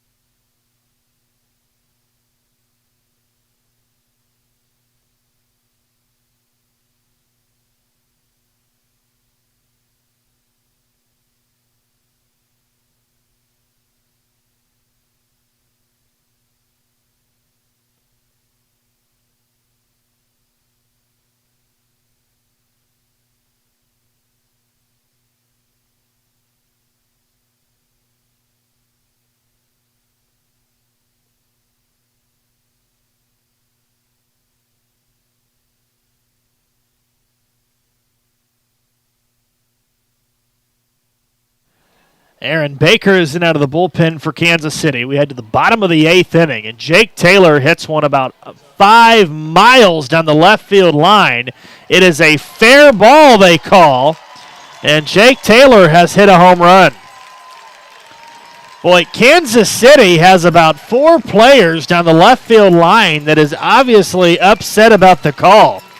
The entire bullpen is standing down the left field line. They're calling it a home run. No sign from John Massarelli or the coaching staff, but the bullpen and Sterling Rodriguez is still standing on the foul line. Third base umpire Zach Richardson has called it a home run. And the very first batter that Aaron Baker faces in the 8th inning is a solo home run off the bat of Jake Taylor, making the game now 7-4. Now that'll bring up the first baseman, David Bergen, who's 0 for 2. First pitch to Bergen on the way. Breaking ball's a called strike at the knees, 0-1. Baker did not pitch yesterday, did pitch on Friday night, pitched an inning, did allow an unearned run. Baker has pitched a lot better over the last 10 games. Had a rough start to the year. 0-1 pitch way outside, and the count is 1 ball, 1 strike. Baker coming into this game with a 1-1 record, a couple of saves. He's got a 3.86 ERA. Tonight marks his 20th appearance. That's the most on the team. He's pitched 21 innings, allowed 28 hits, 9 runs, 7 walks, 17 strikeouts. The big factor for him is he has just allowed his 5th home run out of the bullpen. Bergen down in the count 1-2. Bases are empty. We're in the bottom of the 8th. 7-4 lead Kansas City. A lengthy ball game here on the 4th of July. Baker trying to get the first out of the 8th. The 1-2 pitch. Breaking ball. Ground ball up the middle. Frias can't get it. Back-to-back hits in the 8th. So a home run by Taylor. And now David Bergen has his first hit of the game. And 1 on, nobody out for the left fielder, Osni Guillen, who is 1 for 3 with a double and a run scored. So Jake Taylor has made it a 3-run game with that solo shot to begin the inning. And now a base hit, Singai single up the middle. 11 hits tonight for Sioux Falls. They have scored 4 runs on the 11 hits. Kansas City has scored 7 on their 13 hits. The bullpen is already begun to warm up for Kansas City. So Kansas City is not at all really comfortable with where they sit right now in the game. They lead 7-4. Baker on the mound has given up a run. He's faced 2 batters. They've both reached.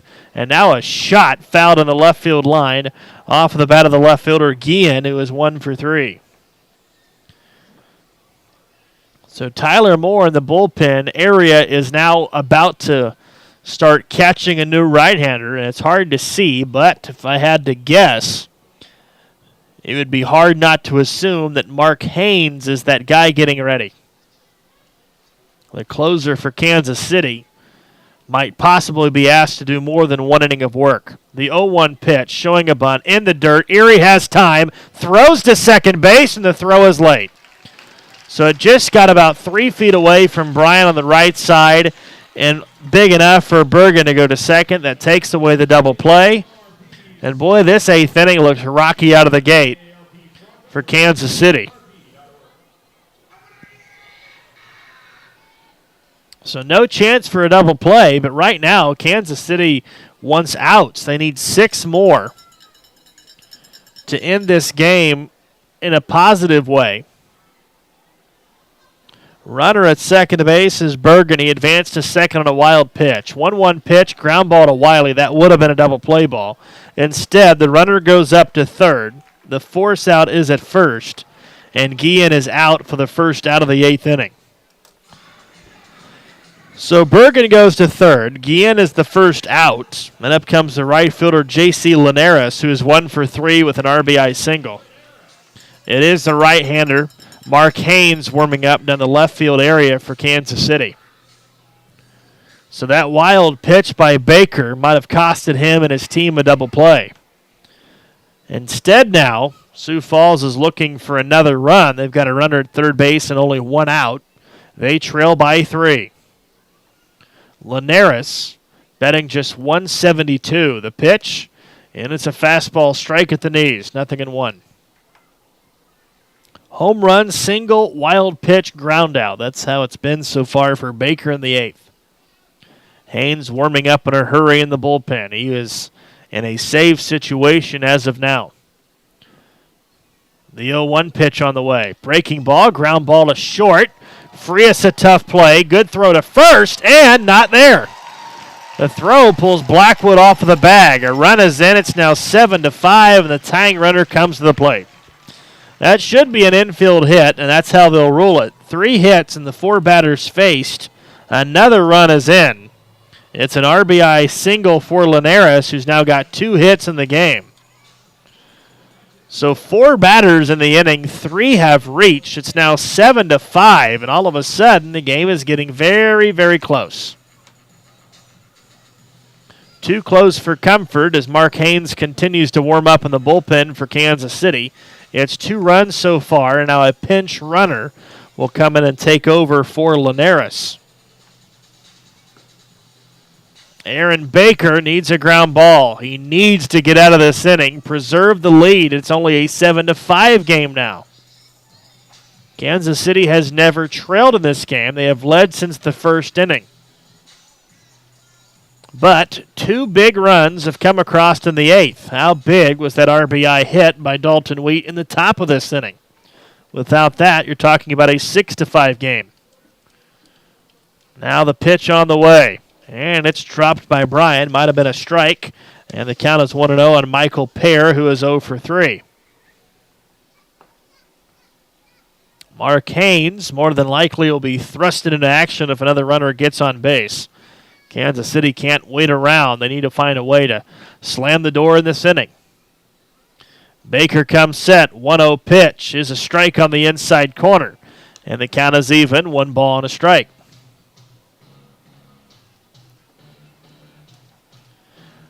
Each team has scratch runs across in the 8th. Kansas City leading 7-5. Each team with double-digit hits. Runner at first base, 1 away, and a snap throw to first. And diving back safely is the runner at first base. Mark Haynes is signaling that he is ready out of the bullpen. So he will be ready, and he's waiting if Kansas City wants to go his direction at some particular point. 7-5. 2 runs have scored in the inning for the Canaries. They have the tying runner at the plate. Baker coming set. The 1-1 pitch. Fly ball foul to the left side. And the catcher, Michael Pear, is behind in the count. 1 ball, 2 strikes. Ryan Lashley, the third baseman, would follow. Obviously, you do not want to overthrow your closer. If you can just keep it a 1-run or a 1-inning save situation, that keeps Haynes a lot more effective. Baker trying to get another out. 1-2 pitch. Fly ball left. Pretty well struck. Foul territory. Rodriguez on the run. He's not going to get there. It's well out of play. The inning started off with a home run off the bat of Jake Taylor down the left field line. The entire Kansas City bullpen was arguing that it was a foul ball. They were standing on the foul line, and Starlin Rodriguez signaled foul ball as he was standing right at the sign. But third base umpire Zach Richardson saw something else. He ruled it fair. The 1-2 pitch again is another foul ball.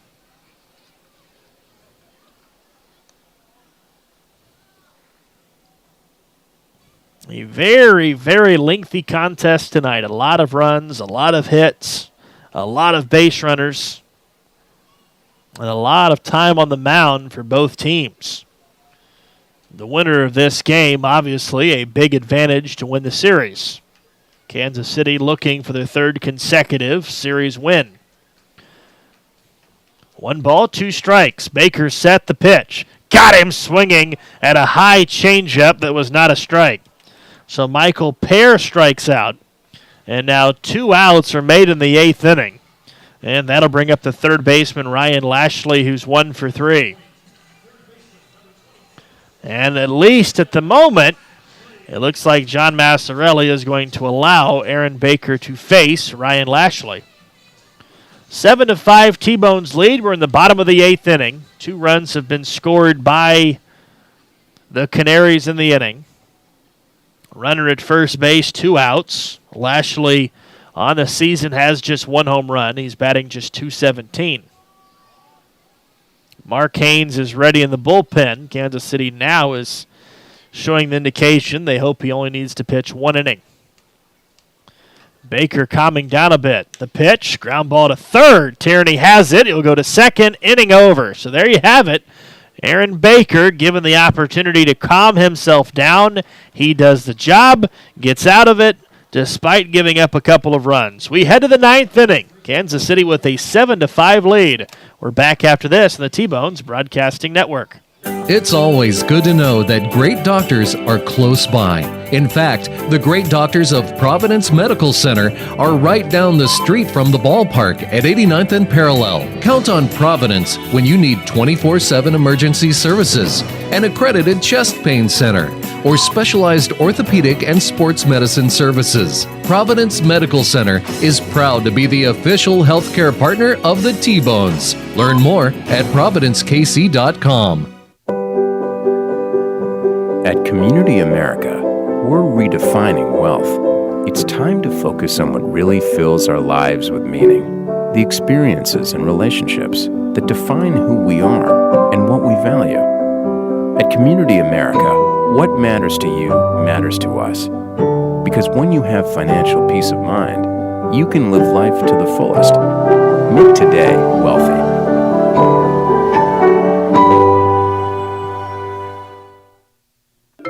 I loved when the ice cream truck came around as a kid, the familiar music and the cool treats on a hot summer afternoon. What's your happy place? Have a Frosty Treats ice cream truck at your next corporate or private party. FrostyTreats.com. Country Inn & Suites in Village West is the official hotel of the KC T-Bones. We conveniently share the parking lot with the stadium and offer access to the best shopping and entertainment. Enjoy a comfortable stay with top-notch services and amenities. Start your day off right with our Be Our Guest breakfast. Our exceptional service makes Country Inn & Suites the ideal hotel in KC for anyone traveling for business or pleasure. Stay with us on your next trip and we'll have you saying, I love this country. Book today at countryinns.com/Kansas City KS. I loved when the ice cream truck came around as a kid, the familiar music and the cool treats on a hot summer afternoon. What's your happy place? Have a Frosty Treats ice cream truck at your next corporate or private party. FrostyTreats.com.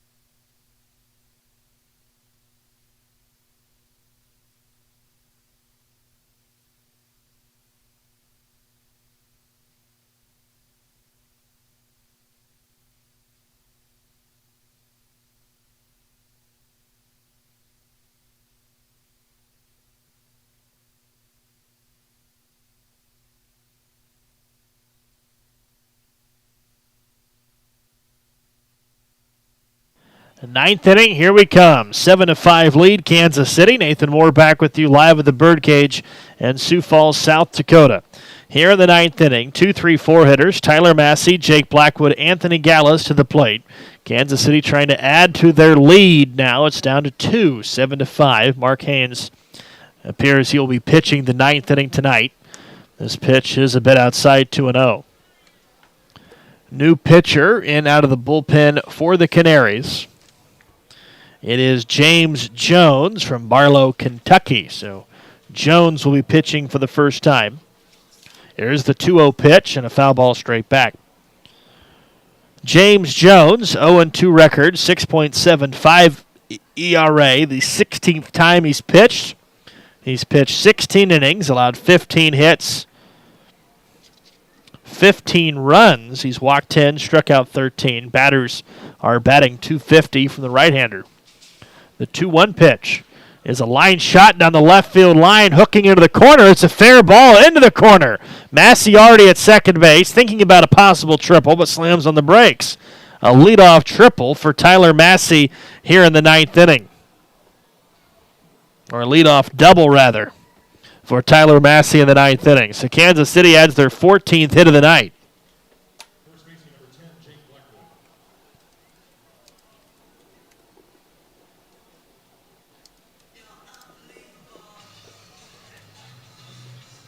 So Blackwood, 2 out of 4. He's singled, he's doubled, he's scored twice. Looking for his third hit of the game. Kansas City would then add another run. They will take the extra insurance runs. They lead 7-5. The Canaries in the ninth inning will have their 9-1-2 hitters due up. Kansas City looking for hit number 15. First pitch on the way. Blackwood takes a high fastball at 88 and jumps in front of the count in his favor, 1-0. Good crowd here tonight. Most of the fans still here in attendance, waiting for fireworks after the conclusion of the game. A lot of fireworks in the background. You can hear the explosions going on. Ground ball left side into left field for a hit. Massey will not be able to score. He had to read it all the way through. Blackwood has his third hit of the game. Kansas City's 15th hit of the night. And runners at first and third. Nobody out for Anthony Gallus.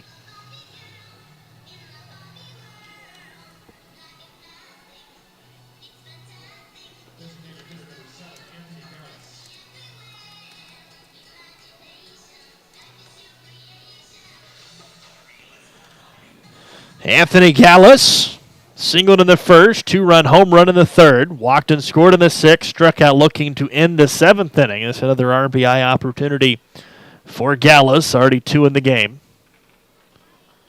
Jones trying to get the first out of the inning. He almost hit him, and the count's 1-0. 95-mile-per-hour fastball. 7-5, Kansas City with the lead. Happy 4th of July, everybody listening worldwide on tbonesbaseball.com. Appreciate you listening in wherever you might be. 1-0 pitch is fouled away. Straight back. Hope everybody has had and will continue to have a safe and enjoyable 4th of July. Safe, obviously, the key word. Responsible, another key word. A lot of fans have now overtaken the right side of the bleachers. They are standing up, overlooking into the parking lot area where other fireworks must be shooting off or something because they're obviously not watching the game. They're staring out into the background of the area behind the stadium.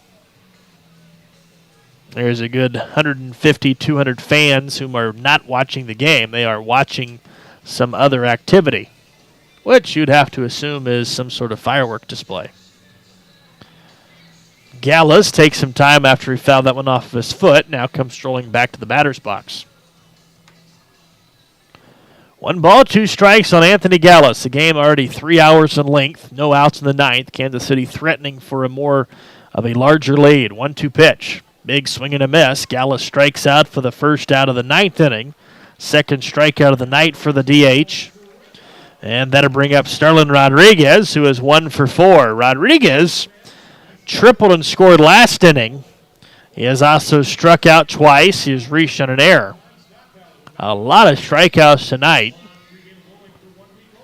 That is the 9th strikeout of the night by a Sioux Falls pitcher.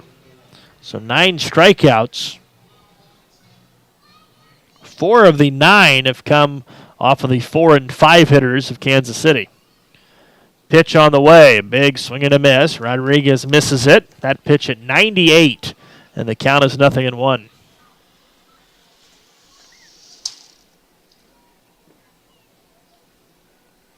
Seven to 5 lead, Kansas City. They would at least like to plate that runner at third base. Fly ball to the outfield should do it. 0-1 pitch, another foul ball. Rodriguez doing everything in his power to put the ball into the air. He is got one of the biggest uppercut swings I can imagine. He is just simply starting with his swing at his ankles, and his swing finishes up around his eyeballs.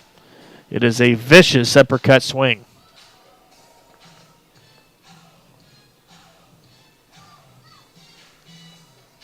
We are in the 9th inning. 7-5 lead, Kansas City. They have led the entire way. They took the lead in the first, have never looked back. They have got 2 big home runs, one from Gallus, one by Wiley, that has equipped to 5 of the 7 runs. The 0-2 pitch, way inside, almost hit him, and the count is 1 ball, 2 strikes.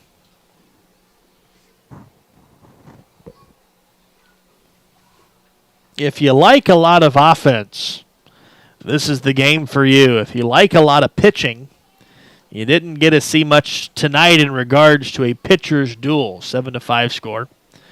Maybe that will come tomorrow.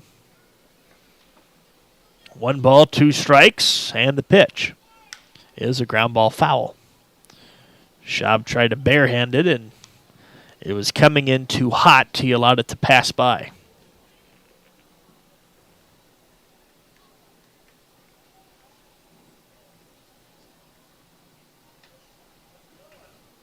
One ball, two strikes. Starlin Rodriguez looking for an RBI. Jones looks in, the 1-2 pitch, and he struck him out. Third strikeout of the game on Starlin Rodriguez. Strikeout number 10 for Sioux Falls Canary pitchers. So Rodriguez, going down to the more of an RBI spot, has had his fair share of RBI opportunities, but he is 1 for 5 with 3 strikeouts. And now runners at first and third with no out. Now it's runners at first and third, 2 outs for Brandon Tierney. Tierney 2 for 4, 2 singles. He has scored a run. He has had another good offensive day. He'll be batting probably close to 325 tomorrow. A high fly ball. Left field should be playable. Guillen running toward foul territory into the bullpen area. Kind of almost falls to the ground. Holds on to it. And the inning is over. So a very failed inning for Kansas City. They had runners at first and third, nobody out, and they somehow didn't score. We come to the bottom of the 9th inning. Kansas City holding on to a 7-5 lead. We'll see if Haynes can slam the door on the other side of the break. We're back after this on the T-Bones Broadcasting Network. It's always good to know that great doctors are close by. In fact, the great doctors of Providence Medical Center are right down the street from the ballpark at 89th and Parallel. Count on Providence when you need 24/7 emergency services, an accredited chest pain center, or specialized orthopedic and sports medicine services. Providence Medical Center is proud to be the official healthcare partner of the T-Bones. Learn more at providencekc.com. At Community America, we're redefining wealth. It's time to focus on what really fills our lives with meaning. The experiences and relationships that define who we are and what we value. At Community America, what matters to you matters to us. Because when you have financial peace of mind, you can live life to the fullest. Make today wealthy.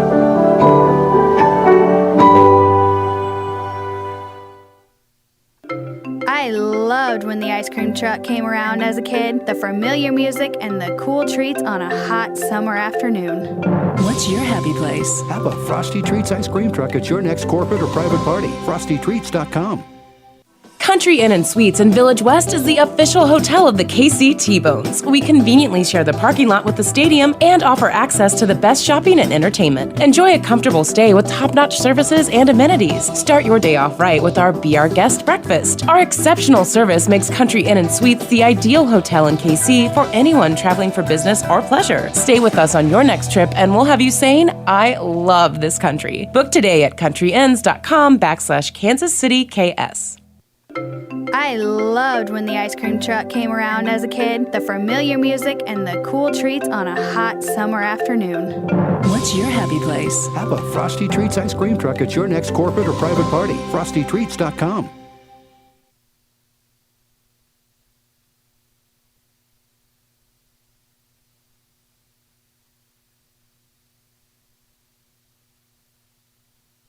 Well, we all come down to the bottom of the 9th inning.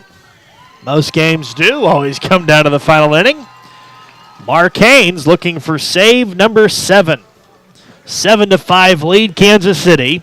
Bottom of the 9th inning. Mark Haynes will face the 9-1-2 batters, Ethan Chapman, Blake Schmidt, and Darwin Perez. What has Haynes done so far this year? No record, 6 saves, 2.41 ERA, making his 18th appearance. He has pitched 18 2/3 innings, allowed 11 hits, 5 runs, 13 walks, 18 strikeouts. Batters are only batting .169 against the right-hander. Former closer of Laredo.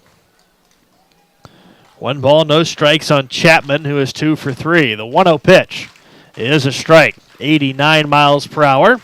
And the count is even, 1 ball, 1 strike. 7-5 lead, bottom of the 9th. Kansas City has led since the first. They do not want to give it up here in the 9th. Outfield straight away, pretty shallow in center is Massey. Deep in the corners, Wheaton Rodriguez.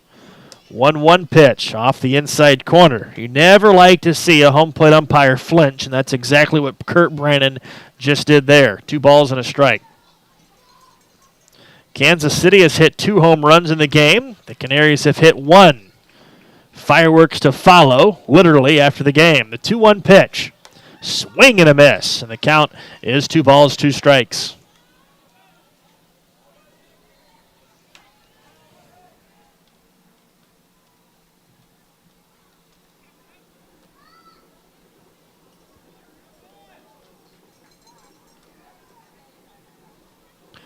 Two balls, 2 strikes. Haynes from the windup. Here's the 2-2 pitch.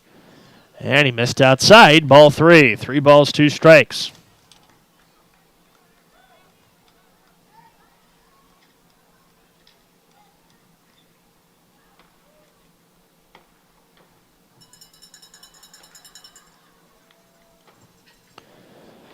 Obviously, Haynes does not want to put the potential tying runner to the plate. He needs to find the strike zone. You've got dangerous hitters following. Haynes has had some issue with the control this season. 3 balls, 2 strikes, the pitch, and a pop-up. On the infield, everybody giving chase. Tierney there, Frias there. It's Brandon Tierney who makes the catch, and the first out is made in the 9th inning. So that is a good start. Haynes did go to a full count, but the end result is all that matters, and he got the out. 1 up, 1 down, and up comes the shortstop Blake Schmidt. He is 2 for 3. Singled twice. He's also walked. He has scored a run.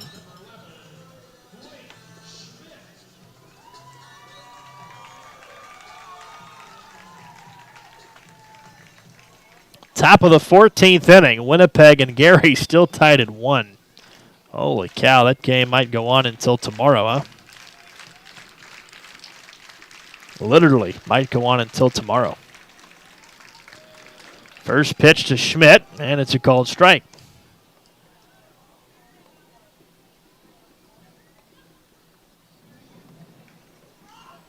A lot of fireworks action in the background.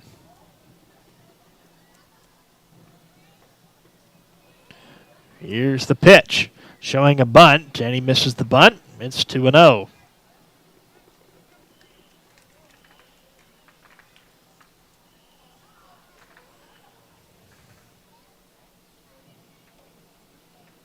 A lot of time being taken as Blake Schmidt takes his time stepping back into the batter's box. The count, rather 1 ball, 1 strike instead of 2-0.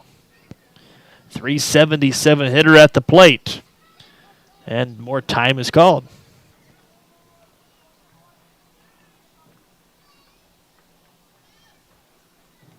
Kansas City trying to hold on to a pretty good-sized lead here in the stretches of the game.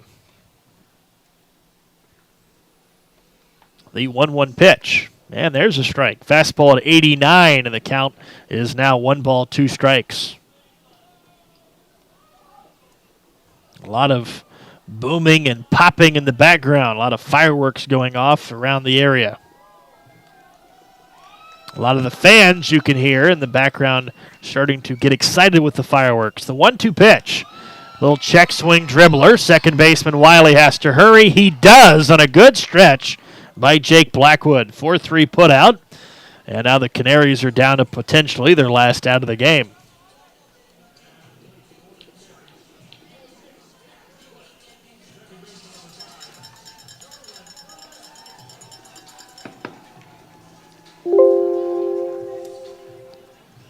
Seven to 5 lead, Kansas City. Kansas City looking for the final out of the game. Mark Haynes looking for save number 7. And the pitch is a little bit high.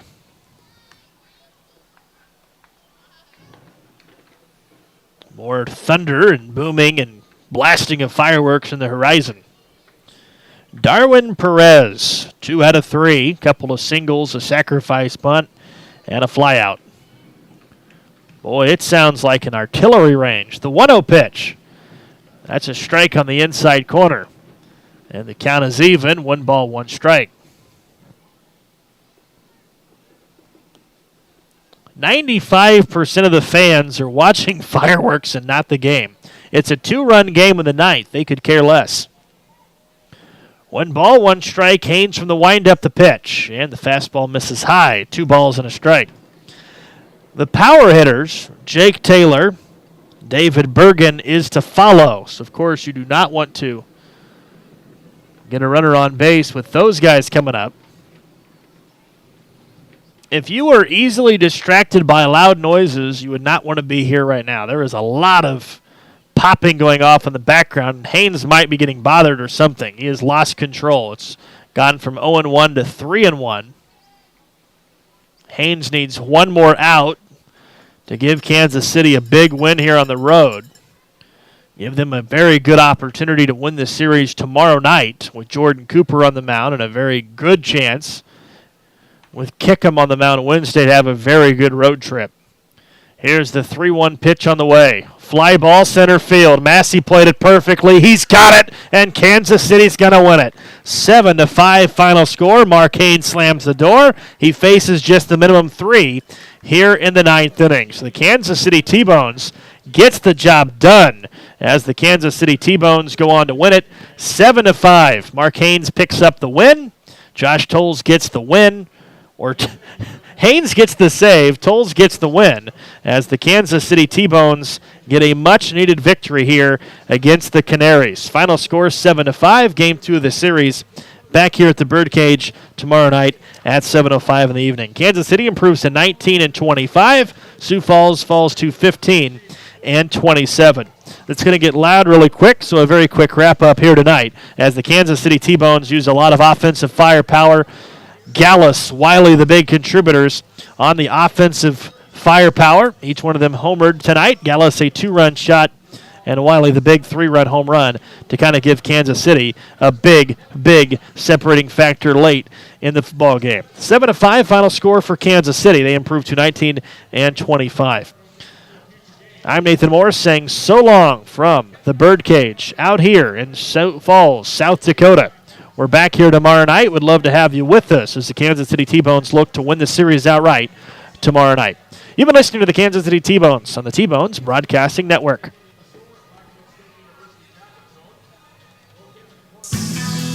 This game on the T-Bones Broadcast Network was brought to you by Community America Credit Union, Austin's Trailers and Motorsports, Budweiser, Coca-Cola, Price Chopper, Providence Medical Center, the Kansas Lottery, FlyKCI.com, Roma Bakery, Sheet Metal Local Number 2, and Kissick Construction. Tune in online all season to the T-Bones Broadcast Network. Click on the Watch Live or Listen Live buttons at TBonesBaseball.com. T-Bones Baseball, that's fun. Well done.